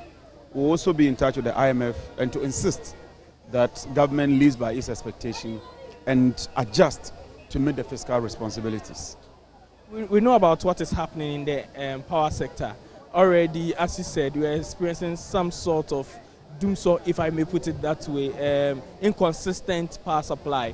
What could be the reason, since you are one of the people who are very knowledgeable in this area? Well, I've done my checks. We are shedding about between 300 to 600 megawatts, depending on the peak demand. But even more importantly, we've curtailed all our exports to Benin, to Burkina, and to Cote d'Ivoire. And that is a key source of foreign exchange. So the market exists, we are competitive, we can supply the power, but because we are not able to generate enough as a country, now we are curtailing those supplies. If you curtail those supplies for a long time, what will happen is that Cote d'Ivoire and those countries will begin to look for alternatives, which means that we are losing that lucrative market of earning foreign exchange. It's most unfortunate. And for me, that is very, very critical. I have done some investigation, and there are three principal reasons. First is that some of the plants are down because they are old. And that's why you don't get deceived by installed capacity. You might have some good installed capacity, but because of the nature of the plants, the age of the plants, and the fragility of those plants, they are unable to withstand pressure. So I'm told that TAPCO, TICO, and some other plants are down. Two is that the country doesn't have money to procure enough fuel. Some of the plants run on heavy fuel oil, and government hasn't been able to procure enough heavy fuel oil, creating a shortage. So it is fuel, it is technical, and more importantly, it is financial. Our only lack is that the hydrology has been very, very good. So Akosombo normally would run at full blast. If we were to experience those low levels of hydrology in the dam as we witnessed in 2015, the situation would have been much worse and bigger and exacerbated than we are witnessing now. But I think that if government gets some money and mobilize some money, one, to pay the IPPs to get fuel and to quickly bring back some of these plants on, the load shedding that we're experiencing currently will be curtailed. This takes me to the energy sector. It's been on for a while, and it's been an issue that have been going on and on and on, and it looks like we don't see an end to this. On Tuesday, do you expect the president to touch on this? And if he will, what are you expecting from him? Well, my worry is even the building up of the debt, not the existing debt. The existing debt under the IMF extended credit facility agreement ought to be absorbed. Cocoa sector debt ought to be absorbed, financial sector debt ought to be absorbed as part of the national accounting framework. Government hasn't been able to deal with the energy sector debt so far. They are seeking a haircut from the IPPs. The IPPs are digging their heels. So I expect that the government should tell us what they are doing. In 2019, we approved $1 billion to refinance energy sector projects. That money can no longer be accounted for. And my understanding is that money has been used for other purposes other than the energy sector related expenditure. So I expect that government will touch on that as well. But more importantly, I expect the president to tell us a comprehensive roadmap. The energy sector recovery program that was launched failed to achieve its objective. They had a 3-4 year mandate. The time is elapsed, they haven't achieved that mandate. So that means that there's something wrong. And so I expect that the president will be candid, but show us pragmatic, practical, concrete, achievable ways towards dealing with the energy sector debt. More importantly, ESLA levies alone is giving about 25 billion, and it keeps rising. They've also introduced a new tax known as the Energy Sector Recovery Levy. Apart from the ESLA levies, there's a new tax that this government introduced in 2021. So we want to see how much that has also accrued and how they are utilizing those revenues to deal with the legacy debt so that we can have a much more resilient energy sector. My worry, and that is real, is that President Mahama would inherit a very fragile, weakened, financially broken energy sector, and to require a lot of work, a lot of sacrifice to address those challenges. Are there some recommendations to these challenges that are being experienced in the energy sector already? Well, I think that they should use the money for their intended purpose. Already the money that is accruing, they are diverting the money to other sources. They are not using the monies for the intended purpose. At least when you use it for the intended purpose, it lessens the burden, it lowers the burden, then you can deal with the rest. That's one key recommendation I would want to give to government. My final recommendation is that we should be honest. If you've been shedding load for more than a week, tell the people of Ghana, give them a timetable, let them adjust, while to take steps to address the situation. But to live in self-denial and still continue to shed this quantum of load, it beats my imagination. Thank you very much. Thank you. So the flag bearer of the National Democratic Congress, John Dramani Mahama, will be in the Savannah region for a day, and he will move back to Accra. The subsequent regions date is yet to be scheduled for these regions. But what we know is that John Dramani Mahama is envisaging to visit all 16 regions of the country to listen to these the people within these regions before the main elections in December this year. For JoyNews, Nanaya Ojima, Savannah region.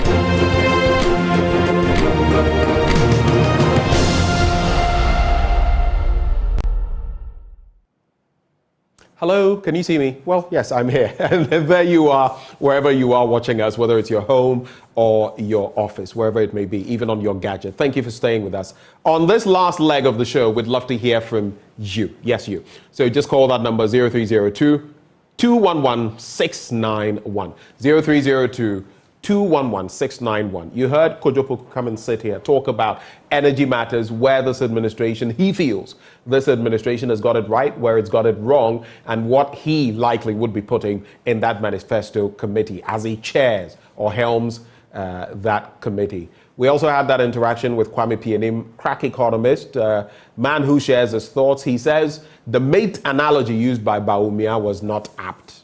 That's what he says. But I also spoke about other aspects of the economy. There's a whole lot we've spoken about today. What are your thoughts? What is your take? Call that number, share with me. 0302 211 691. 0302 211 691. We go up north for our first caller. Gushegu Haruna is on hand. Good morning, Haruna.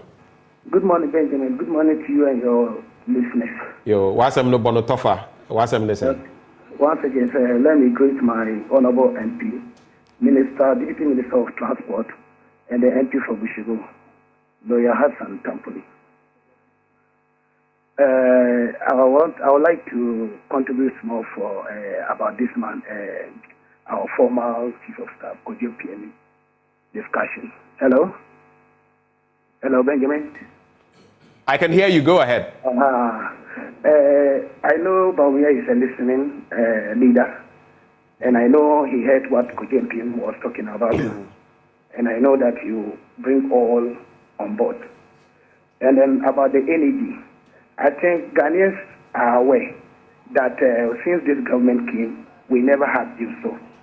Because I remember very well the other administration. I'm talking about the former President John Mahama era. We experienced them so more than 4 years. Okay. So it tells Ghanaians that we are doing well, and I think we'll take it higher.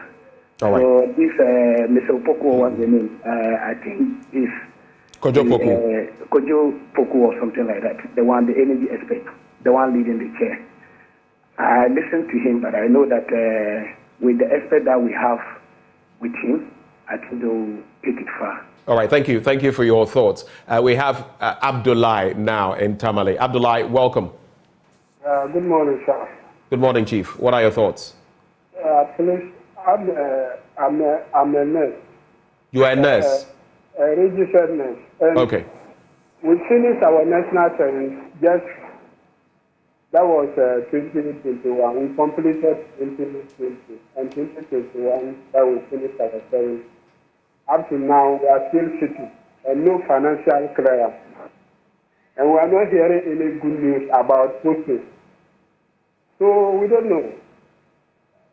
For now, after the nursing side, we have 4 badges sitting down, unemployed. 4 badges, 2020, 21, 22, 23. So they should try and do something about that.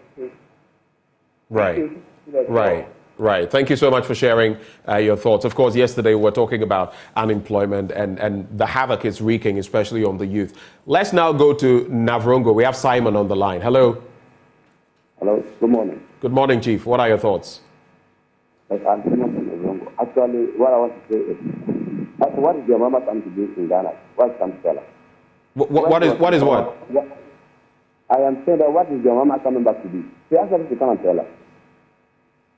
I am telling you that currently, the Guinness power that went to Burkina Faso to drink water has not come back yet.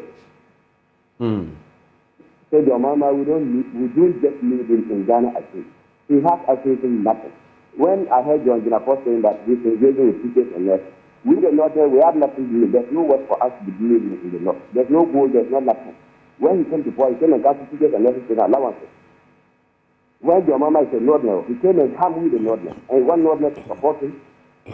No, we say no to your mama today, we say no to your mama tomorrow. And Northerners should rather be disappointed with your mama, not Boga. All right, thank you for sharing your thoughts. You can also call through on that number and share yours. 0302-211-691. 0302-211-691. We still have some 2 to 3 minutes before we get out of here. If you're minded to do so, take advantage of it and air your thoughts. But also, you could call in and share with us the state of something that is wrong in your community. You also have the leeway to do that. Let's head to Kaswa now, Kas City. We have Alex on the line. Good morning, Alex. Yeah, good morning. I just want to have a little bite at Kaswa. Our water problem here is very serious. At least every week we get water through 3 days, then it's off. About 2 weeks before it comes. Right. And it's a worry and a burdensome to us. And I'll add last one about the resource person who came there right now.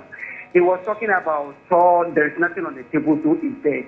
I think he shouldn't be just open and blank and say there's nothing. Before something was on the table, what was Saul doing before now something came to the table? Doesn't mean whatever the workers were talking about was wrong, that they shouldn't even talk about. Is there anything that have not been found on the how do you call it, on the things that was on the table? Was everything right? That is what you should talk about. What they were saying, was everything right on it? That OSP spoke about it, that it was wrong. And many people are saying, but he is still blaming the workers who have seen something good about what is going on, which is wrong. And they are airing their view. He's talking about it because I don't know why he's also making that argument. Please, let him be sincere and come out on issues. Thank you. Thank you very much. But speaking of Kaswa. No. I'm grateful to you for your thoughts. We'll take the next caller. I was just saying to myself, I'm surprised my own producer, Derek Ekosam, has never, brought up this issue forcefully, come into the studio himself. We talk about it, but Onwan Kasano, because he represents what he has here. I don't get it. Derek Ekosam, Kaswa and everything happening, the water situation. One of these days, I'll have my producer in the studio join me for that conversation. But I'll take our final call if there's any. Lawrence from Oyarifa, we've come to Accra finally. Lawrence, good morning. You have some 40 seconds. Let's go. Yes, I expected you to ask from Kojo Poku. If they say they have added so many megawatts, what is the excess capacity that they said Mahama left that they were paying for? They were not using it, but they were paying for. What is it all about?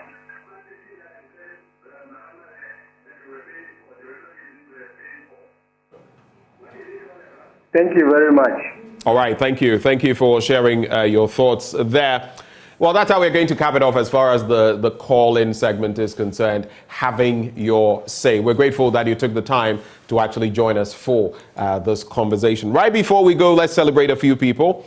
Happy birthday to Prosper Asimeku, affectionately called Uncle Prosper. You are the academic affairs at the University of Cape Coast. You are a man with a very beautiful heart, a man who is always ready to help. On the occasion of your birthday, your friend and brother, Richard Kwejo Nyako, we call him, I will not mention, wishes you all the beautiful things you wish for yourself. And so Prosper Asimeku, happy birthday to you. We also celebrate Mr. Prince Inti, manager of Alpha Angel Productions. Today is your birthday. We wish you long life, prosperity, and good health. Mr. Prince Inti, happy birthday to you. And if you're celebrating your birthday, like I said early on, we celebrate you as well. My name is Benjamin Akakpo. I've done this together with Sweetie Abochi, and this is how we wrap the conversation this morning on the AM show. But stay with us on this network for Joy News Desk. And remember, Joy News, we're independent, fearless, and credible.